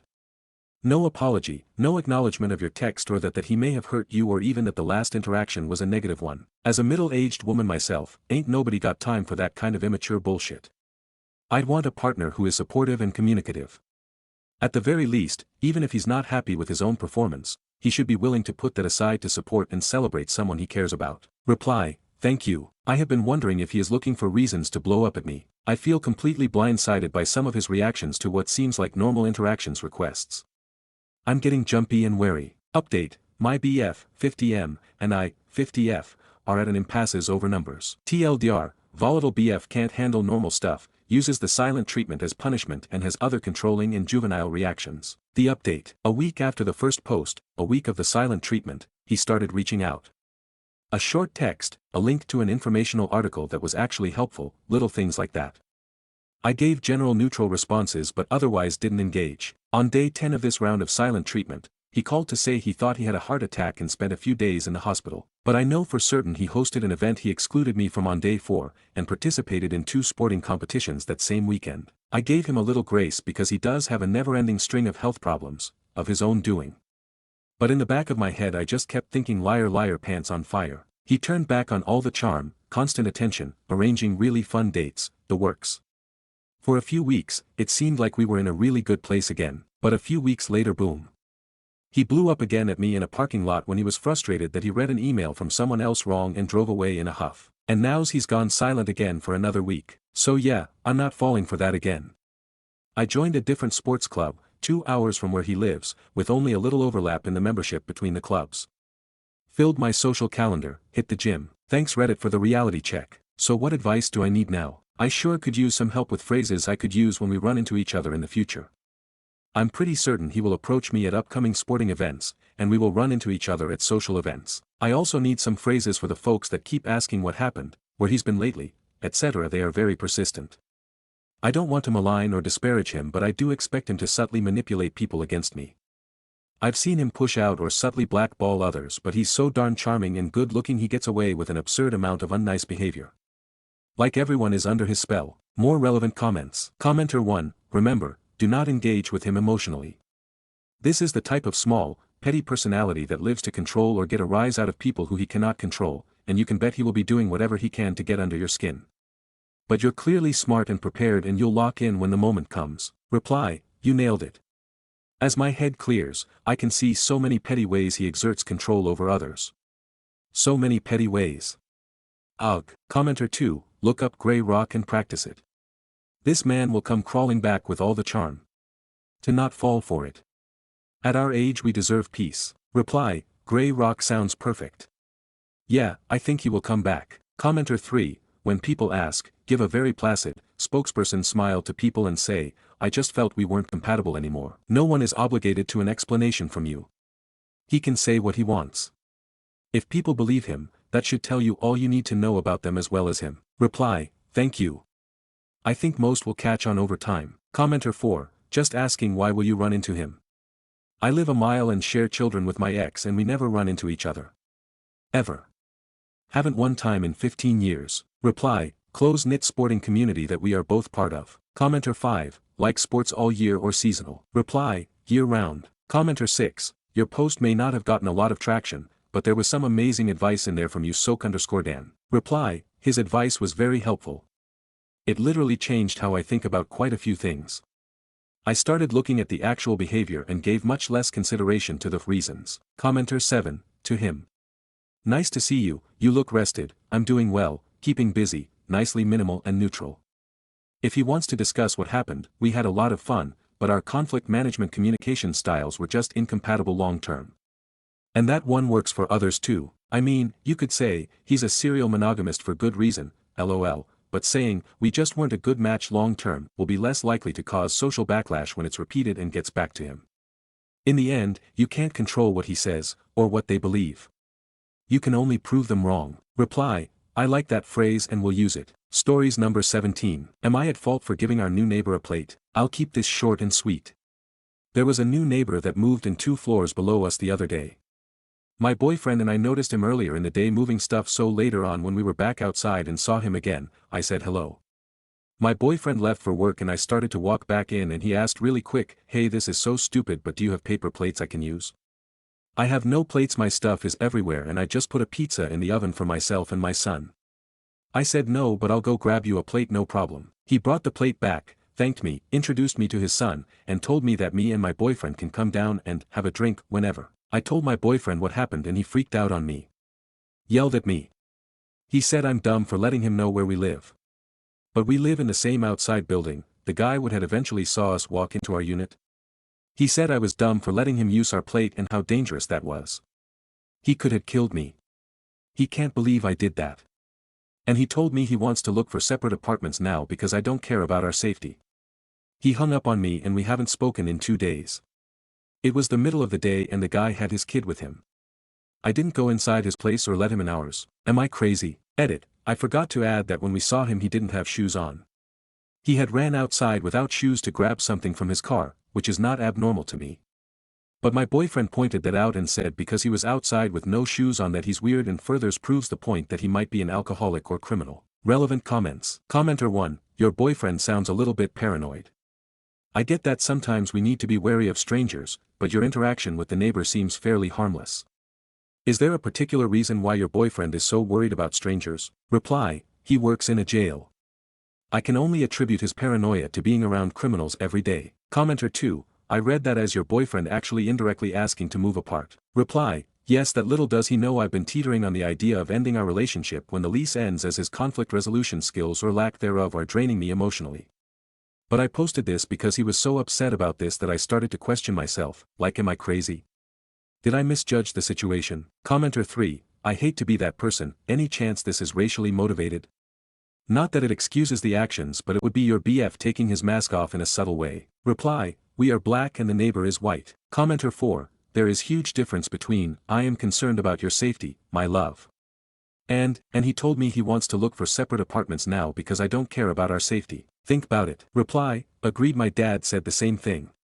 The concern is valid, the reaction was not. Is OOP's boyfriend usually that paranoid? Reply, he is pretty over the top with some of his ideas and his worldview. I mentioned he works in the jail, so he's consistently exposed to some pretty bad people. He has yelled at me for talking to strangers and parking in dimly lit areas before.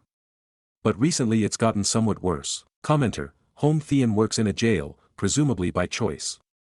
Whether as an actual CO with a badge and weapon or in another capacity is irrelevant. Think about his professional environment and how it works. Deeply hierarchical, toxic with testosterone, constant high stress, and hair-trigger violent. Did you genuinely expect him to be the type of person to have highly developed emotional intelligence and communication skills? If that's what you want in a partner, you should probably not look for one in fields with those characteristics. They are not exactly known for encouraging their people to develop solid nonviolent communication and conflict resolution skills. JS. Reply, I've been with him for years, the job is only 6 months old. I didn't seek out a COLOL. Are OOP and her boyfriend living in a particularly dangerous area that is causing paranoia? Reply, neither of us have ever been assaulted and we live in a nicer suburb. I also have been living on my own for 10 years before him. I'm smart and aware of my surroundings, always. But recently he likes to play this, "you're just a helpless female who has no idea how bad this world really is," bullshit. And it is infuriating. As if I haven't been a female my entire life. Caught my ex watching Andrew Tate and Kevin Samuels. Safe to say I dodged a bullet. LOL, we broke up after a very long emotionally abusive relationship. He left me, thank God, because he swore up and down I was sleeping with other men. Never did, LOL. But anyways, I'm slowly healing and the rose-colored glasses have come off. He has hoovered on and off and I've foolishly let him back in a couple times. Last night I was on YouTube on my TV and it's still linked to his account. I saw he watched 4 videos. Andrew Tate, women don't respect men with no hose. Andrew Tate, how to be the man she regrets leaving. Andrew Tate, heartbreak rules for every man. Kevin Samuels, young delusional rude modern women with only child syndrome. I am so embarrassed and hopefully seeing this just furthered my healing. LOL. Relevant comments. Commenter 1, he just made it extremely easy for you to finally be done with him. It's nice when you can see them for what they are. Reply, a narcissist watching narcissists teach him how to be a better narcissist. Commenter 2, a man in the desert of despair will drink sand thinking it's water. I feel bad for your ex, I hope he finds his way out. I'm glad you made it out and hope you don't carry many scars from it. Reply, tons. But I'm healing. Therapy, group work, books, and church have been my best friend. Newly single at 32, coming out of a relationship at 32 and feeling a bit defeated. The relationship was emotionally abusive and my mental health was slowly deteriorating. I finally left. Now I'm feeling pretty anxious about dating. Almost like I'm too old. I know a lot of you are going to say, 32 isn't even close to old. But I just feel like I wasted my best years. Am I even going to find anyone in time to settle down now and have a family? Can anyone relate to this or am I crazy? Edit, I am in no rush to move on or jump into a relationship. I am doing the work to heal and fall back in love with being alone before even thinking about that. This post was more so for future me and how anxious I feel being single again, at 32. Relevant comments. Commenter 1, why are you looking to rush into another relationship? Yes, you have plenty of time to find someone, settle down and start a family. Start by taking time to yourself, heal from the previous shit you've survived, and when you get back out there you'll have a better chance at finding a good one, rather than another emotionally abusive jerk who will put you through the ringer again. There is so much value in learning and becoming truly comfortable being alone and living for yourself. It's a shame so many women don't see that. Learn it way too late. Reply, okay, I had to edit my post because this is the 3rd comment I saw like this. LOL, I didn't mean for this post to scream, I want a relationship now. Actually, that is literally the last thing on my mind, moving on. I'm still very broken. My post was more so saying, hey, I'm 32 and single again. This is making me anxious. Commenter 2, I think you need to have a relationship with yourself first before moving on to another. From what I can tell from what you've wrote, you're experiencing loneliness anxiety when there is a person who needs you right now after what her ex put her through, which is you. Take your time. Trust that you'll meet the one when you're ready. Commenter 3, age is irrelevant. When you realize your life is full and you don't need anyone else to be happy, you'll have a better idea of the right person to complement that version of yourself. Update. Hi all. I'll keep this short and sweet. About a year ago I posted in here about me giving my new neighbor a plate and my boyfriend going absolutely bonkers over it. I wasn't sure how to update that post because it was archived and I can't make any changes or reply to comments now. It is still up for you to find and read. Sorry, I'm not very Reddit savvy. Short version, if you don't want to reread that post, I gave our new neighbor a plate because he had just moved into our complex and didn't unpack his yet. I told my BF about it and he freaked out on me. Told me I was stupid for putting us in danger like that. The guy is obviously a criminal. Threatened to look at separate apartments, etc. That post got a lot of attention, so I thought you all deserved an update. I left. The relationship got increasingly worse. He started accusing me of things I didn't do. He had a habit of telling me all of my opinions were wrong and I needed to follow his lead if I wanted to be a wife. Making up delusions to start arguments. Called me out of my name. Turned the TV on volume 100 and refused to turn it down while I was trying to sleep. Which resulted in me finally trying to leave, but he would cry and say he was going to change. He never did, blamed everything on me, and I ended up living in hell. He left in January of this year and I am healing, in therapy, and trying to reprogram my brain. Thank you for all the comments telling me to run. It took me a bit but I did. Edit, he left, as in he moved out of our apartment. Breakup was not easy and was not a clean cut. Been no contact for about a month now. Top comments. Commenter 1, I would rather be single for the rest of my life than ever deal with that hot mess. I'm so glad you got out. I wish you healing and happiness. Commenter 2, good on you for getting away safely. You should be proud of yourself. Men like your ex often end up being violent. That was my gut reaction when I read that he began accusing you of doing things you hadn't done. Continue the journey of healing. I sincerely hope everything ends up beautifully for you. I think it will. Commenter 3, so glad you got away. He sounds like a complete nightmare. Stories number 18. 32F and husband 39M, need help navigating emotional fallout after a threesome in my marriage. I'm a 32F, married to my husband, 39M, for 7 years. We have a child together. Over the years, my husband has been very fixated on having a threesome, specifically MFM. He would bring it up often, watch threesome porn, talk about it during sex, and really pushed the idea for a long time. I wasn't interested at first, but after years of him bringing it up, I agreed for once. Second, last week, he arranged for a man to meet us at a hotel. There was no detailed discussion beforehand about how it would all go, and which I now realize might have been a mistake. We ended up having sex twice with the other man, both times as a threesome. A few hours later, the other man initiated intimacy again while we were all on the bed. My husband said he wasn't up for it and told me to go ahead without him. So I did. We had sex a third time and just the two of us. The next morning, my husband's behavior had completely changed. He became cold and distant. After 2 days of trying to figure out what was wrong, he finally told me he felt like I had cheated on him. He accused me of wanting to be with the other man more than him and said I crossed a line. We had a huge argument, and things have been terrible since. It's been 19 days now with no intimacy, barely speaking, and a lot of tension. I feel emotionally drained. I agreed to something I wasn't initially comfortable with because I trusted him and wanted to fulfill something he deeply wanted. Now I'm being blamed for it. I'm starting to feel resentful and questioning the whole marriage. But I'm also scared of what this means for our child and our future. I think about divorce, other days I just want to fix things. But I don't even know how to approach him and make him understand that it was never my choice, etc. He was the one pushed me into this at first place. Please, I need serious advice from people who have been through something similar or can offer an outside perspective. How can I make everything right now again? Update. Last night, as someone suggested, I left my husband a note apologizing and asking for forgiveness on his side table because he is sleeping in other rooms since that night.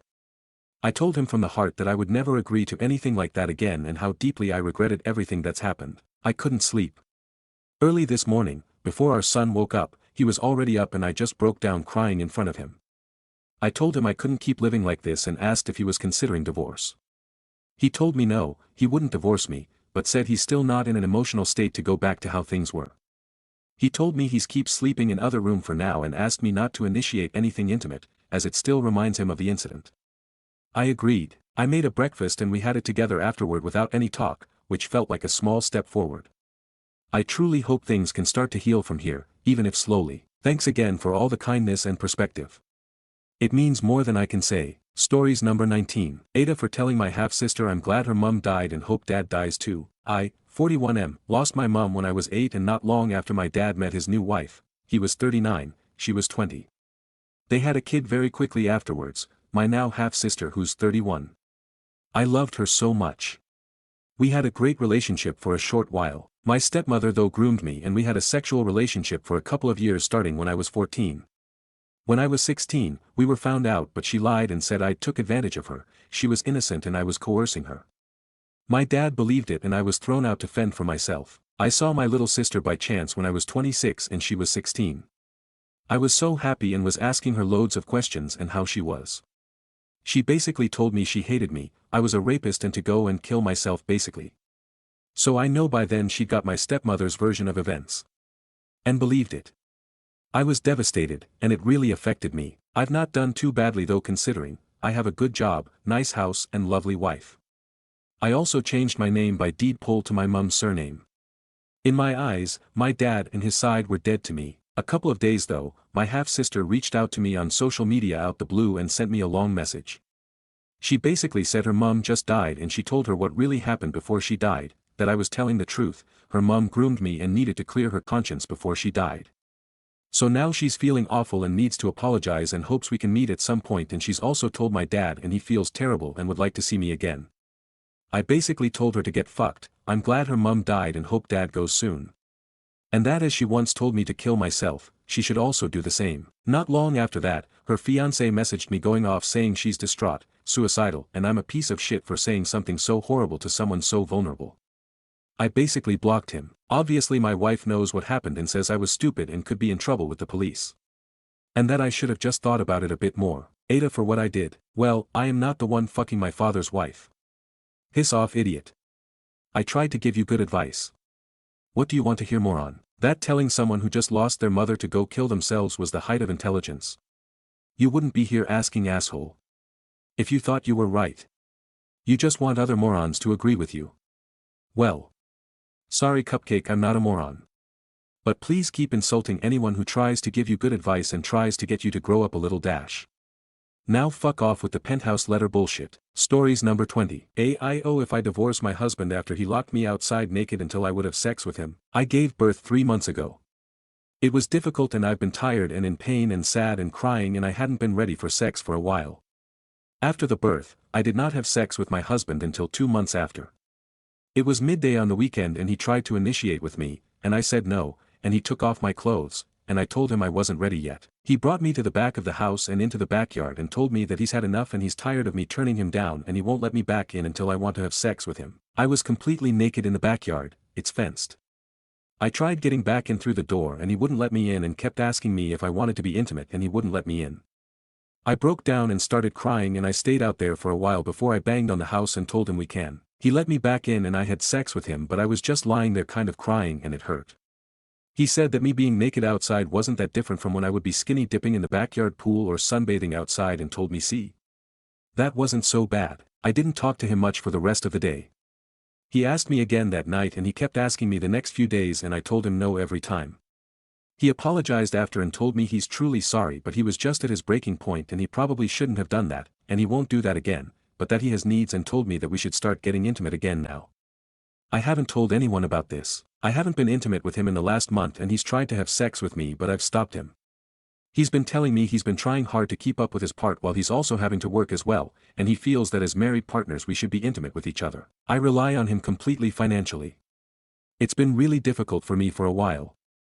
My other post was deleted and I was feeling confused and ashamed before, but after making the post I cried so hard and I've been thinking of divorcing him and I've been trying to figure out and think through how I'd manage as a divorced mother and what that would be like for me and my baby. AIO, if I divorce my husband right now over this? Or is this something that we can work through for now if he's truly sorry and changes for the better, at least until I get things together? Stories number 21. I 23F am tired of fighting with my 29M boyfriend of 9 months to flush the toilet. Hello. I'm 23F dating 29M. We have been together for 9 months. My boyfriend is a salesman who works full-time, is salaried, and makes commission often, which he likes to brag about and remind me. I recently graduated college in May and before that was staying with my parents while going to school full-time and working part-time. I now am taking a part-time internship and will do a summer class part-time as well. After my internship ends in August, I'll either work for the company I'm interning with if they hire me full-time, or I'll be looking for full-time employment. In the end of April I stated to stay with him full-time.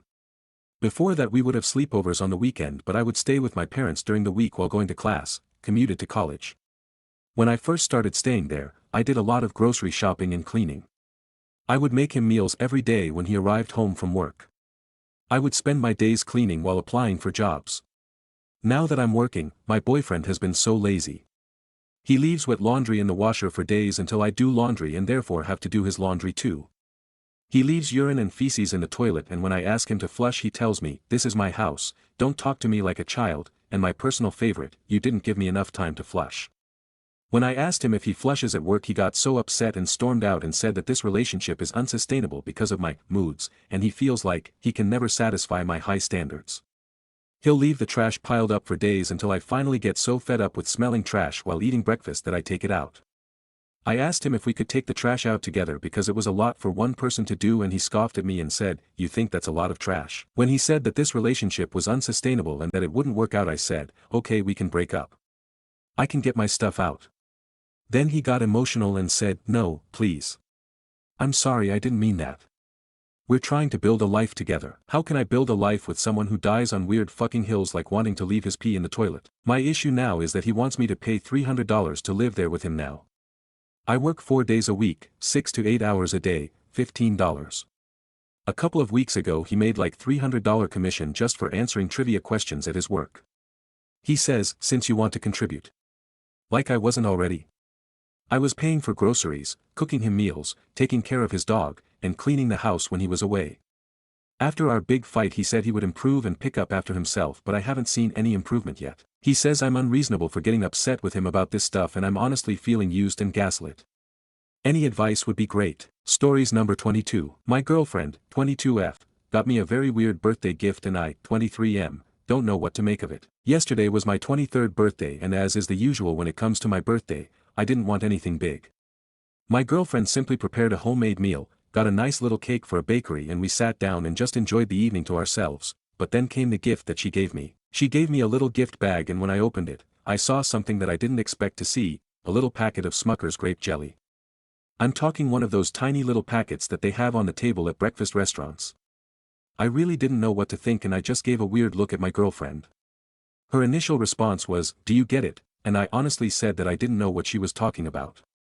Her expression immediately switched to angry, and she got up, walked away, and muttered under her breath, "Asshole." She locked herself in our room for the whole night, and I had to sleep in the living room. She still hasn't come out of our except to use the bathroom. She's avoided eye contact with me, won't talk to me, and refuses to let me in our room. What did I do wrong? What's the significance of Smucker's grape jelly? Is this some widely known thing that I'm unaware of? What does this gift mean?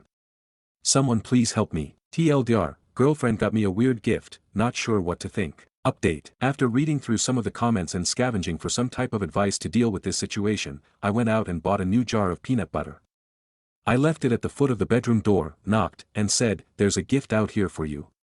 After just a few seconds, she opened the door, saw the peanut butter, and I walked up to her and said, "If you start talking to me again, I'll be the peanut butter to your jelly."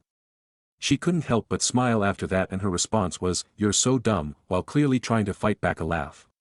I immediately began to ask what her deal was with the grape jelly. And here was her explanation. She said that she got that as a gift for me to remind me of when we first met. We first met back in our senior year of high school, and it was at lunchtime.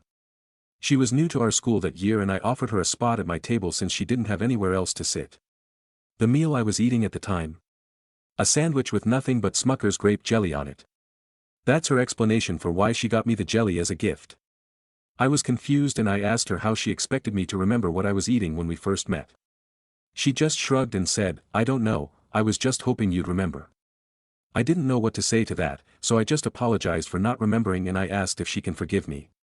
She said that she does forgive me, and she also apologized for behaving so poorly when I didn't understand the gift. We've made up since then, and I'm finally glad that this whole ordeal is behind us. TLDR, finally solved the great mystery of the Smucker's grape jelly. Stories number 23. Husband wants to install cameras all over inside of house. My husband and I have 3 cats. Usually, when we go on vacation, we'll set up Wi-Fi controlled cameras so we can check up on them while we're away because it gives us peace of mind. Whenever we get back, we unplug and put away the cameras. Currently he is the only one who has access to the app. It came up in conversation today that, when we have a baby, we're going to have cameras in every room in the house. Ideally, he wants them all on, all the time, everywhere, including the bedroom. I have a lot of severe childhood trauma around this. My dad was very techy and used to remotely spy on me, and my mother used to read my diaries, and when I was estranged from her, she had her brother, who is Interpol, cyberstalk me to try and cause a rift in my relationship with my father. The long and short of it is I was heavily traumatized by the notion of being constantly surveilled and having no privacy. That being the case, I am vehemently opposed to having cameras all over the house. Even the idea of it is extremely triggering. His perspective is that it would bring him peace of mind to have them to know that the cats and the kids are safe, but I've explained to him multiple times that it has the opposite effect on me. I feel violated and vulnerable. My husband said he is okay with only having them be on when we're out of the house, but I've read so many horror stories of people's cameras being hacked into, footage leaked, etc., and what it boils down to is that it would just make me feel less comfortable living in my own home. I'm feeling stuck.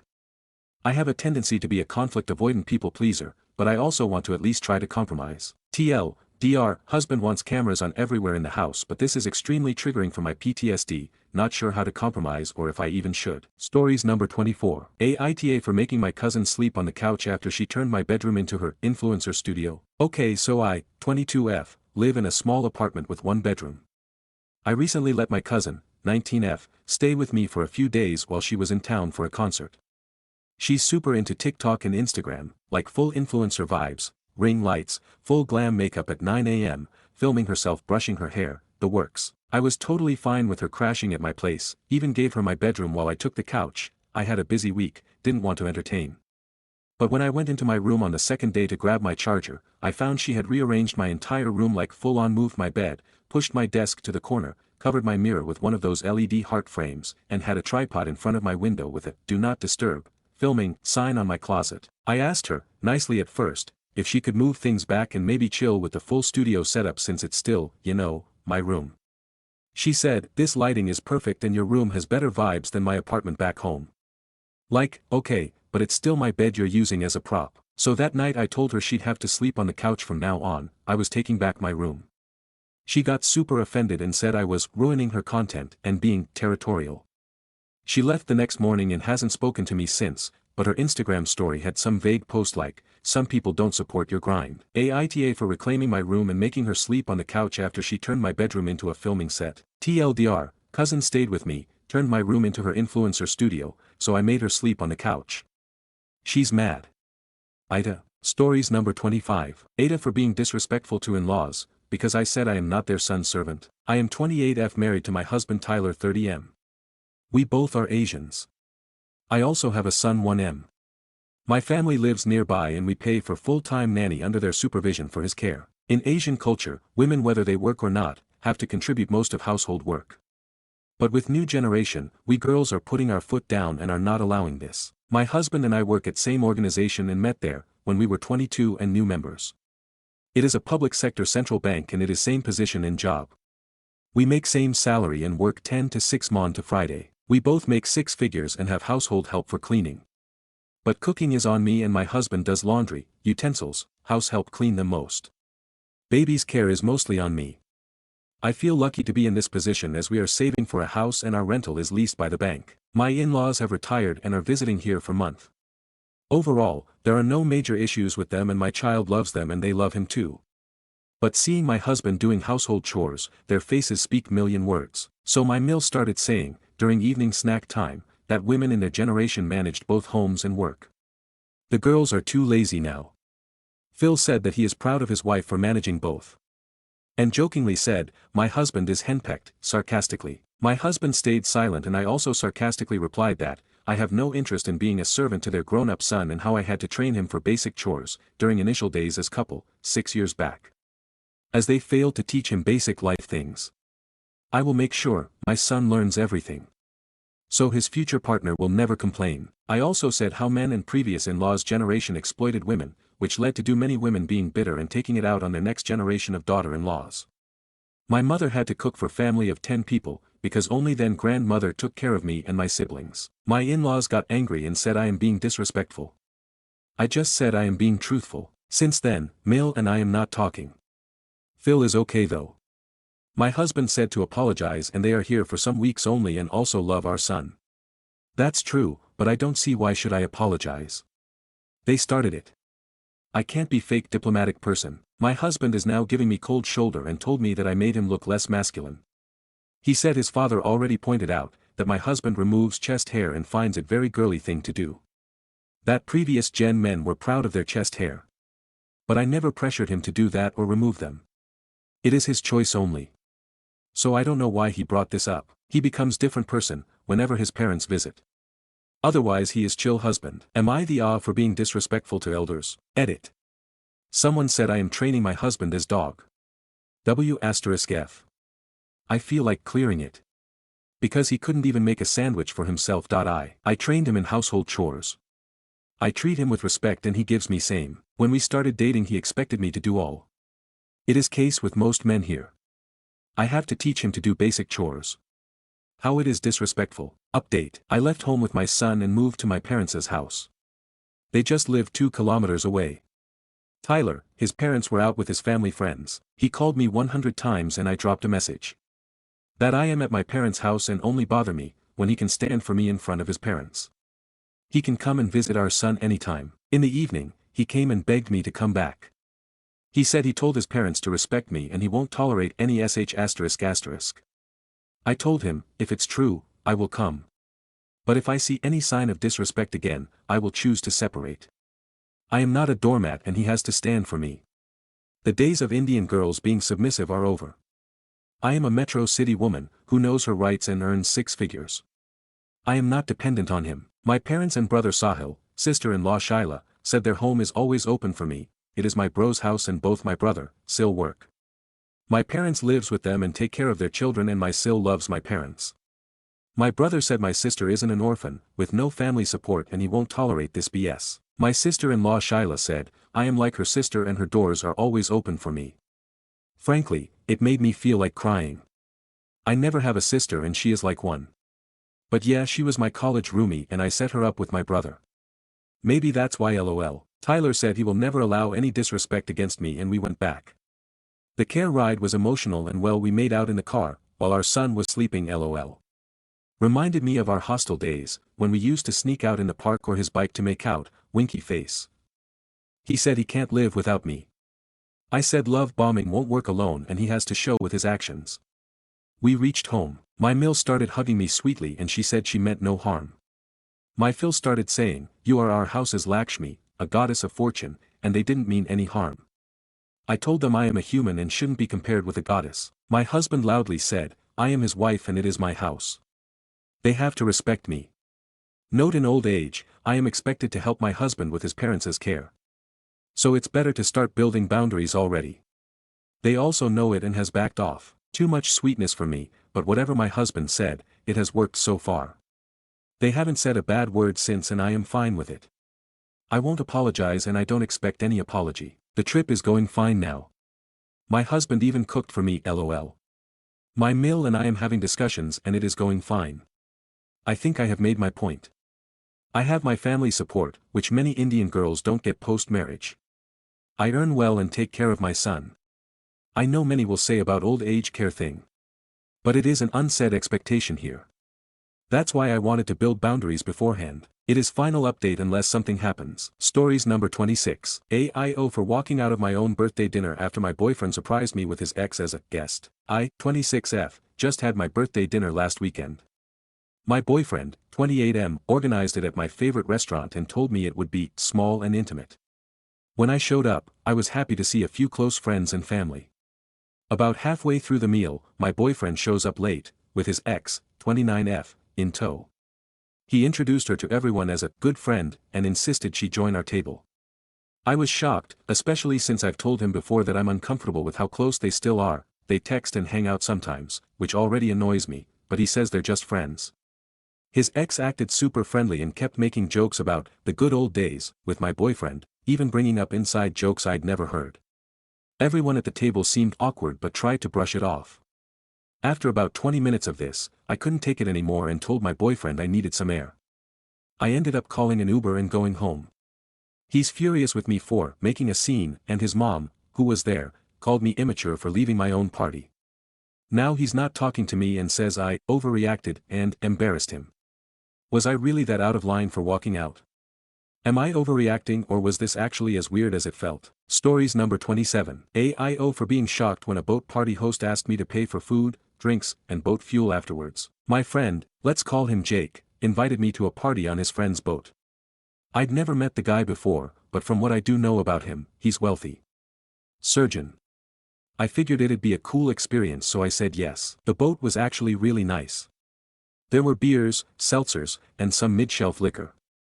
The host had ordered trays of food, wings, sliders, fruit, etc., and even brought out a jet ski at one point. Kinda made me feel like shit about myself how nice this dude had it. Anyways, it was a great day. We were out for like 4 to 5 hours. I had a few drinks, ate some food, relaxed, met people. Everything seemed super casual until we got back to the dock. That's when the host goes, "Hey, if everyone could just Venmo me $40 for food, $35 for drinks, $50 for gas, and $10 for the jet ski, that'd be awesome." I thought he was joking, but everyone pulled out their phones like this was to be expected.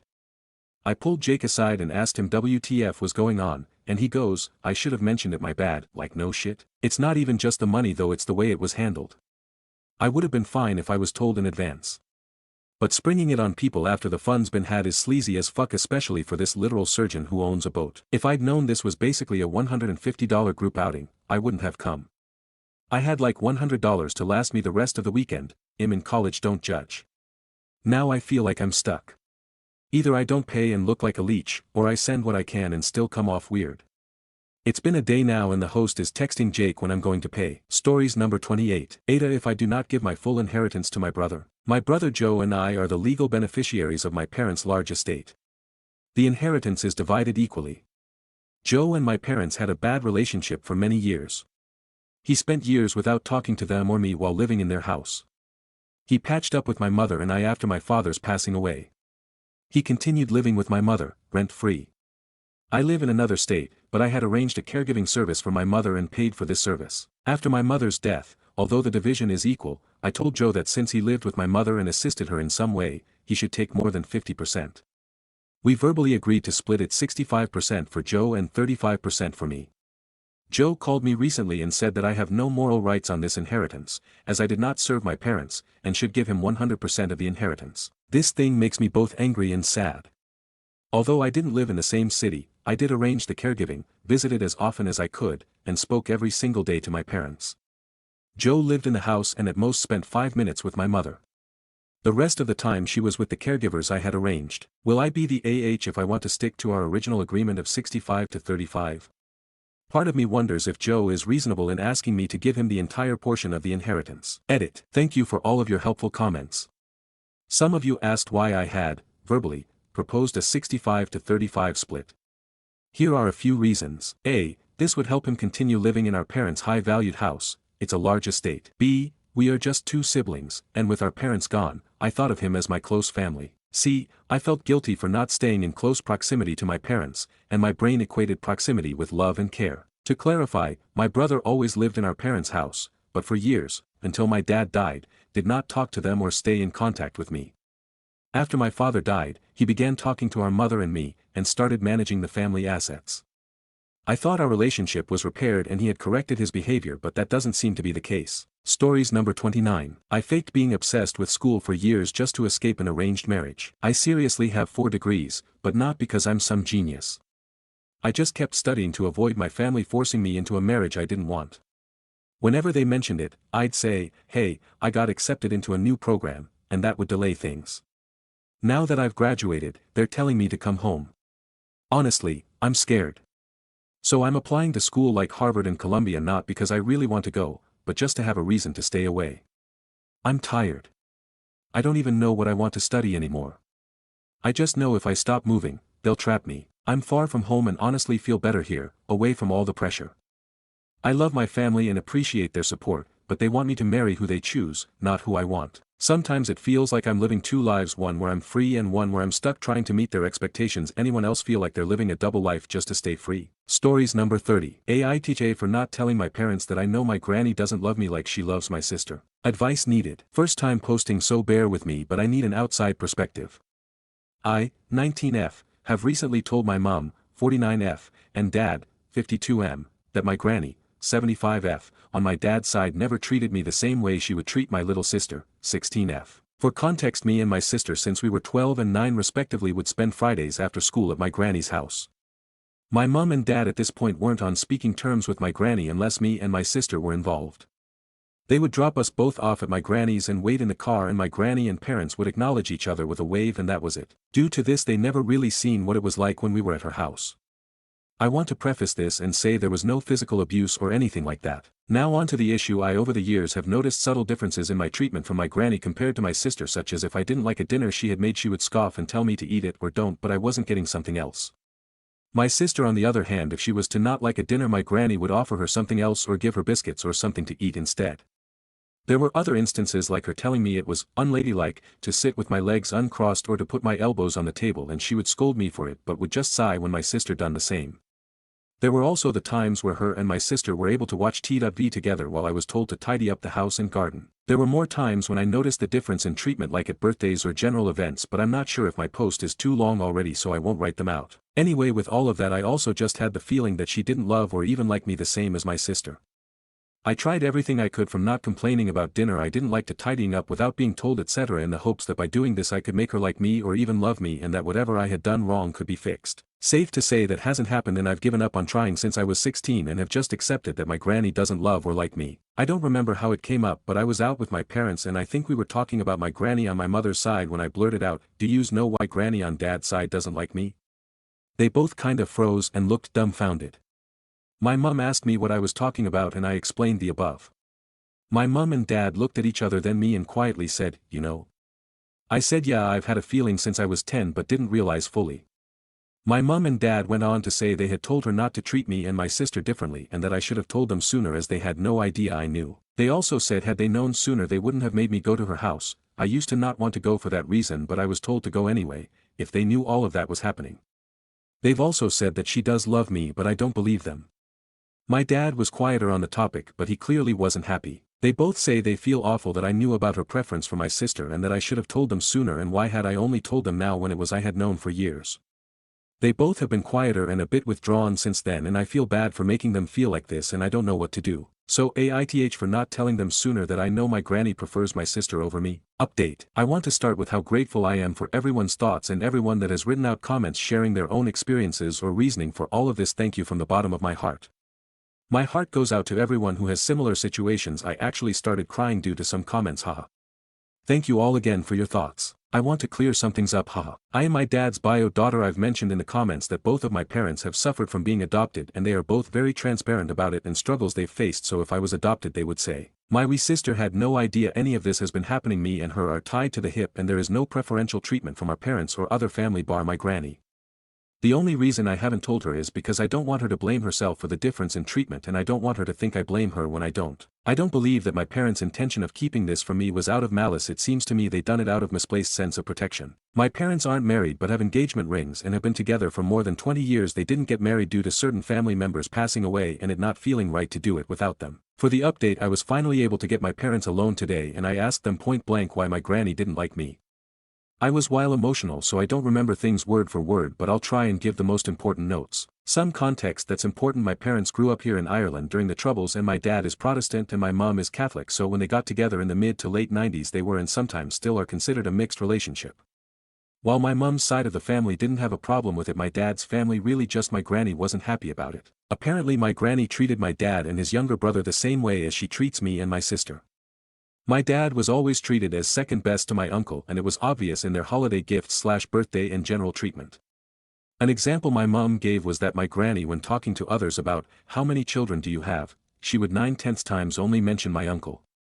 Safe to say she didn't hide her favoritism. My dad and mum think that it was because she had my dad out of wedlock, which at the time in Ireland was less than ideal, putting it mildly. My mum told me how granny would interfere in her and my dad's relationship when they were beginning to date. My granny would make snide remarks, and when visiting my mum and dad's house she would rearrange everything to her liking and then criticize my mum for not cooking for my dad after he came home from work, even when she was also working.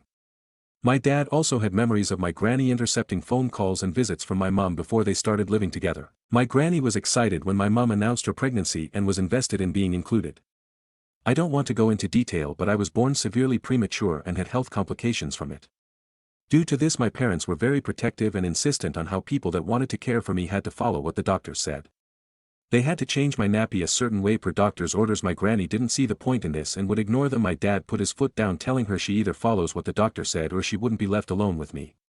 She blamed my mum for this. I also wasn't a very openly affectionate child. I wouldn't often freely offer hugs or kisses to family and my mum and dad never forced me to. You can guess my granny didn't take that well and tried to make me hug her. My mum and dad would stop her and she then blamed my mum, saying she stopped her from bonding with me when I was born and now I'm acting like that. However, I remember I would run and hug, kiss or cuddle with everyone on my mum's side of the family, especially my granny on my mum's side. It never felt forced with them. My granny on dad's side, I always felt like it was a transaction to hug her. We sister comes along and she's my complete opposite, extroverted, openly affectionate and more. My granny got all the hugs, kisses and cuddles from her that she didn't get from me, and because my sister didn't have any health complications they were able to bond unlike me and her. The tension between my parents and granny built over the years. My parents would have both my grannies my grandas, not from either family. They were long-standing parental figures to my dad, so he and mum asked them to be our grandas, and me and my sister for Christmas Day and dinner every year. Now here is where they stopped talking to each other. My mum and dad wanted to have one Christmas to just be the four of us. My granny took this as a personal attack and wanted to come anyway. My parents said no. Later, after Boxing Day, I think mum and dad go to granny's house where they confronted her on her behavior, but especially for the obvious difference in her treatment of me and my sister. My uncle was there as well. What happened apparently is that my granny feigned ignorance and my dad exploded on her, saying he wasn't going to let her pull the same thing she did with him and his brother, and that he won't let her make me feel less than because of her own messed up mindset. My mum was arguing with my uncle. He lives with my granny. My uncle tried to physically put my dad and mum out of the house, but my mum, all 5 feet 4 inches of her, was used to fighting her older brothers and dropped him like a sack of shite. From here they said she had promised to change and they let her come over and would make sure there was no favoritism. Now this and the fact that around this time one of my grandas passed and my mum's mother was declining in her health, and I think some other family stuff was happening as well as my dad's mum's worsening health. They didn't want to take our granny and that relationship away from us at a young age, especially with everything happening. They genuinely believed she had changed and didn't want their problems with one another to affect me and my sister's relationship with our only granny. I also got them to explain what they meant with me telling them sooner, and what they meant was had they known earlier they would have fully cut her out of our lives and make sure I knew it had nothing to do about me and it was her own misconstrued thoughts that she acts in the way she does. They apologized over and over and I've never seen my dad that upset before. So in short, they genuinely thought my granny had changed due to past experiences and they never knew she was treating me and my sister differently. I love my mum and dad and I don't blame them. I've only ever blamed myself because I thought something was wrong with me or that I was defective. The only thing I wish I could do is tell my younger self I wasn't the problem. I wasn't crazy for believing that granny didn't like or love me. I wish I could tell her she wasn't defective, she was a child. Thank you all again for the comments, I appreciate it more than you know. I don't know what to do now. Her health has been declining and I don't know what to do. Stories number 31. My wife listened to my call with my therapist and is upset with what she heard. I have a call with my therapist every Friday. My wife works from home.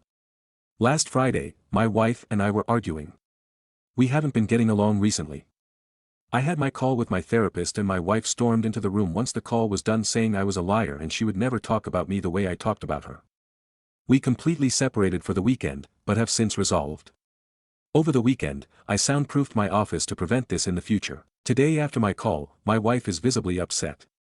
I asked her what's wrong and she said the thought of me being on a call with my therapist rekindled her feelings from last week, despite not being able to hear me. I told her she was the one that listened into my private call with my therapist and she was not supposed to hear any of what I said. She said she couldn't do anything not to hear it, even though she could have sent me a text saying, "I can hear you." I don't know what I could have done. I was having a private conversation and my wife listened in. She claimed she's never been able to hear me before, but somehow this week she could hear me. Aita for blaming her and saying she did it to herself. In my opinion, I was venting to my therapist and not watching what I was saying, nor should I have to. My wife had the option to tell me she could hear me, but did not. She went outside for part of the call, but not after she listened in enough to have her feelings hurt. Stories number 32. Aita for snapping a woman who kept commenting about my underarm hair. I, 30SF, was in an outdoor cinema event with my friend, 30SF, yesterday and I was wearing a tank top. At one point the woman next to me said she loved that I was embracing my feminine hair. I haven't shaved my underarms for a while, so I guess it was more noticeable than I realized. I kind of just awkwardly laughed, said thanks and that I was just lazy and turned to chat to my friend. For context, I'm pale and have dark hair so it can be noticeable. I also have PCOS so I grow more hair than average.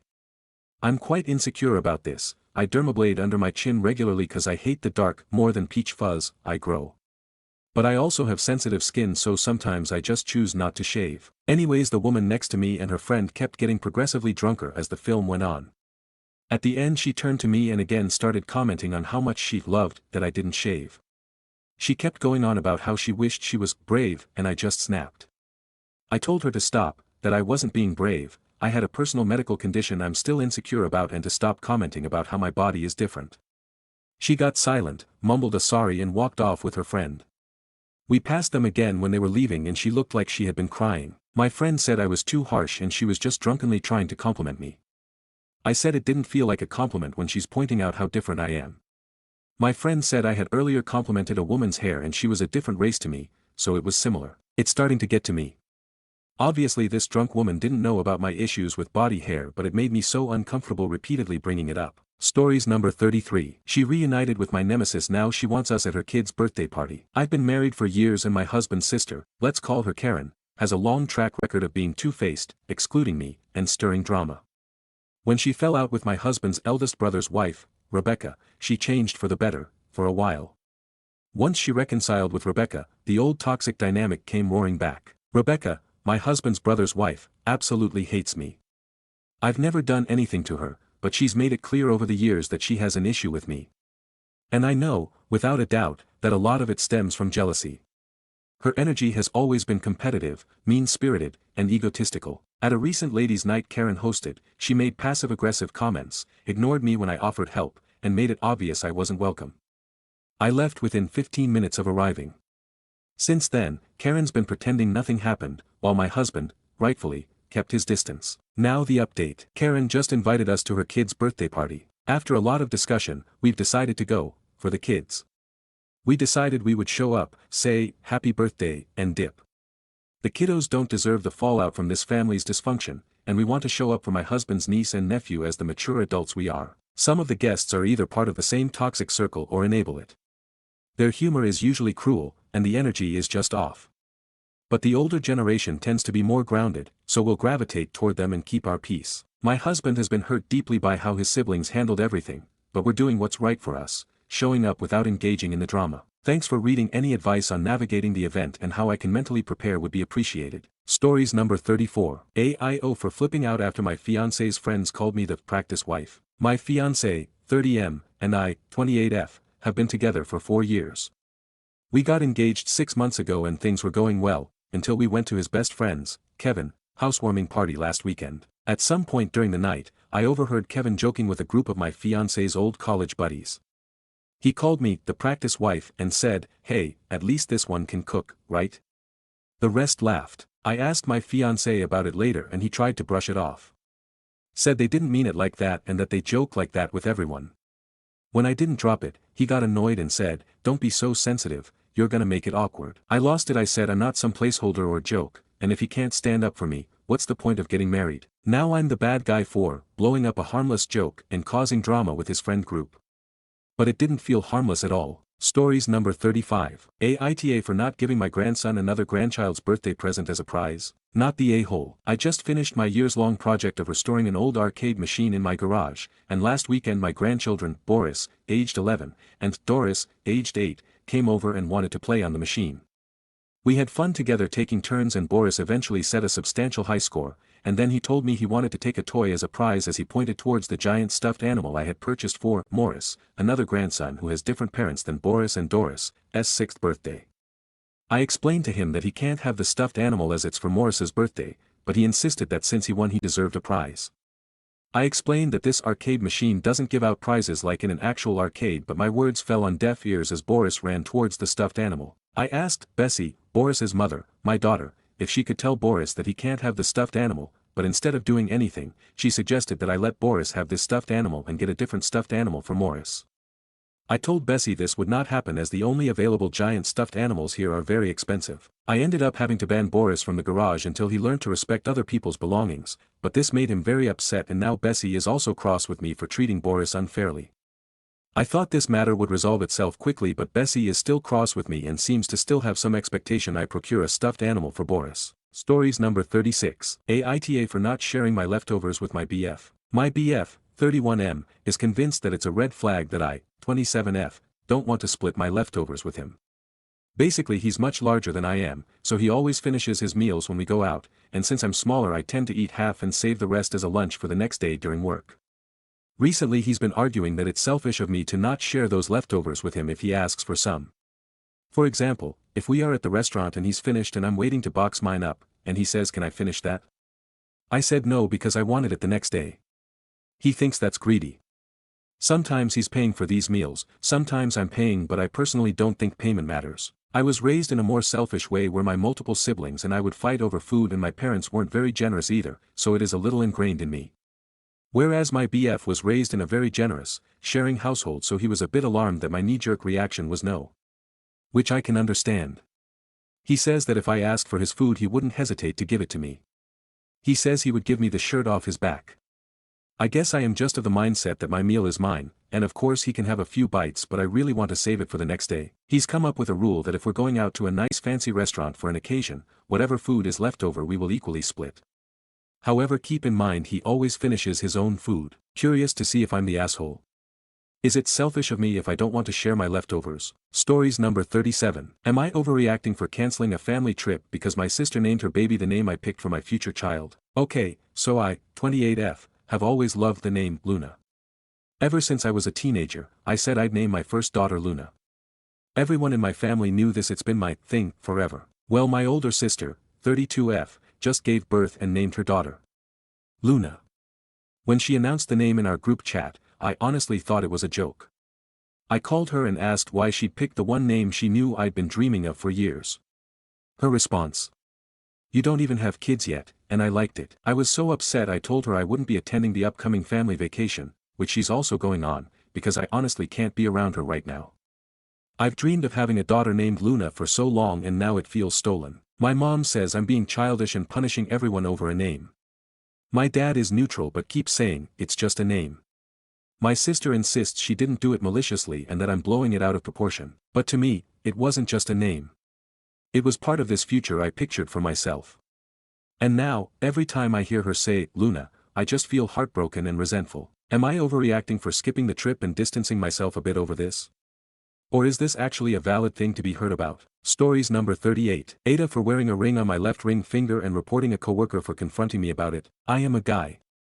Before I started at my current job, I bought a ring that I really liked. I started wearing it on my left ring finger simply because I thought it looked nice. For the first several months at my current job, no one said anything about it. One coworker was trying to get personal with me over these months.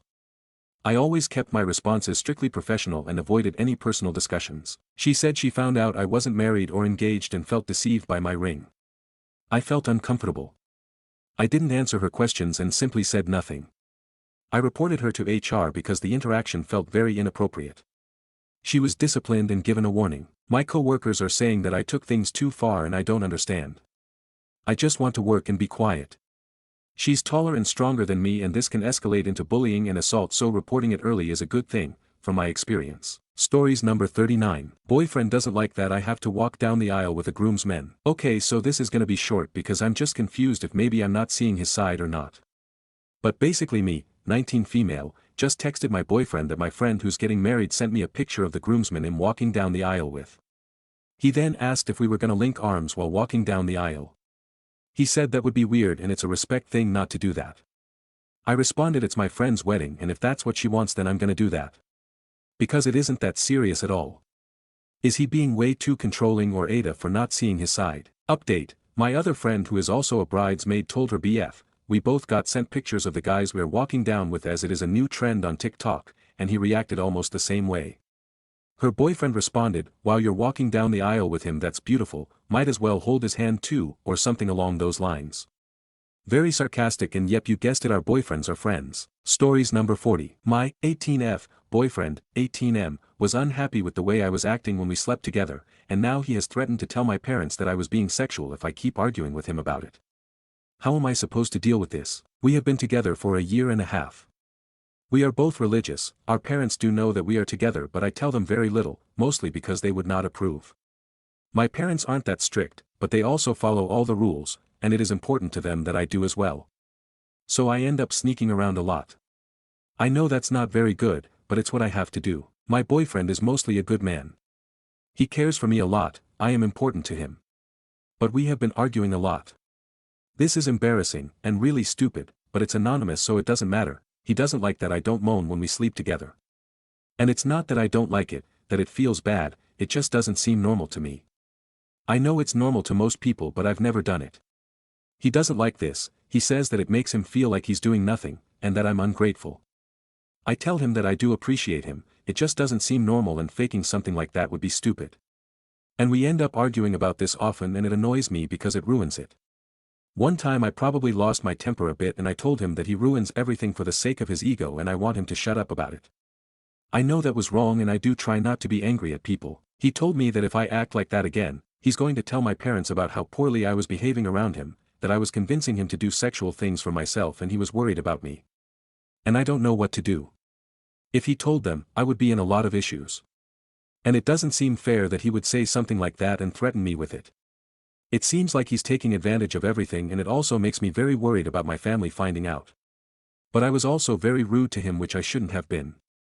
I'm very confused and I can't tell anyone because I don't want to talk about this sort of thing to people because it's embarrassing for me. Stories number 41. Aita for not serving my husband meals when he's angry. I do all the cooking in our house by choice. I enjoy feeding my family, especially him. We've been married 7 years and whenever he gets angry or upset with me he'll refuse my meals. I will serve them and he will accept it but not touch the food. I will find it in the microwave or left on the table untouched. It hurts me very much and I have vocalized that. Yet, he continues to do it and will say, I'll let you know, when I'm ready to eat again.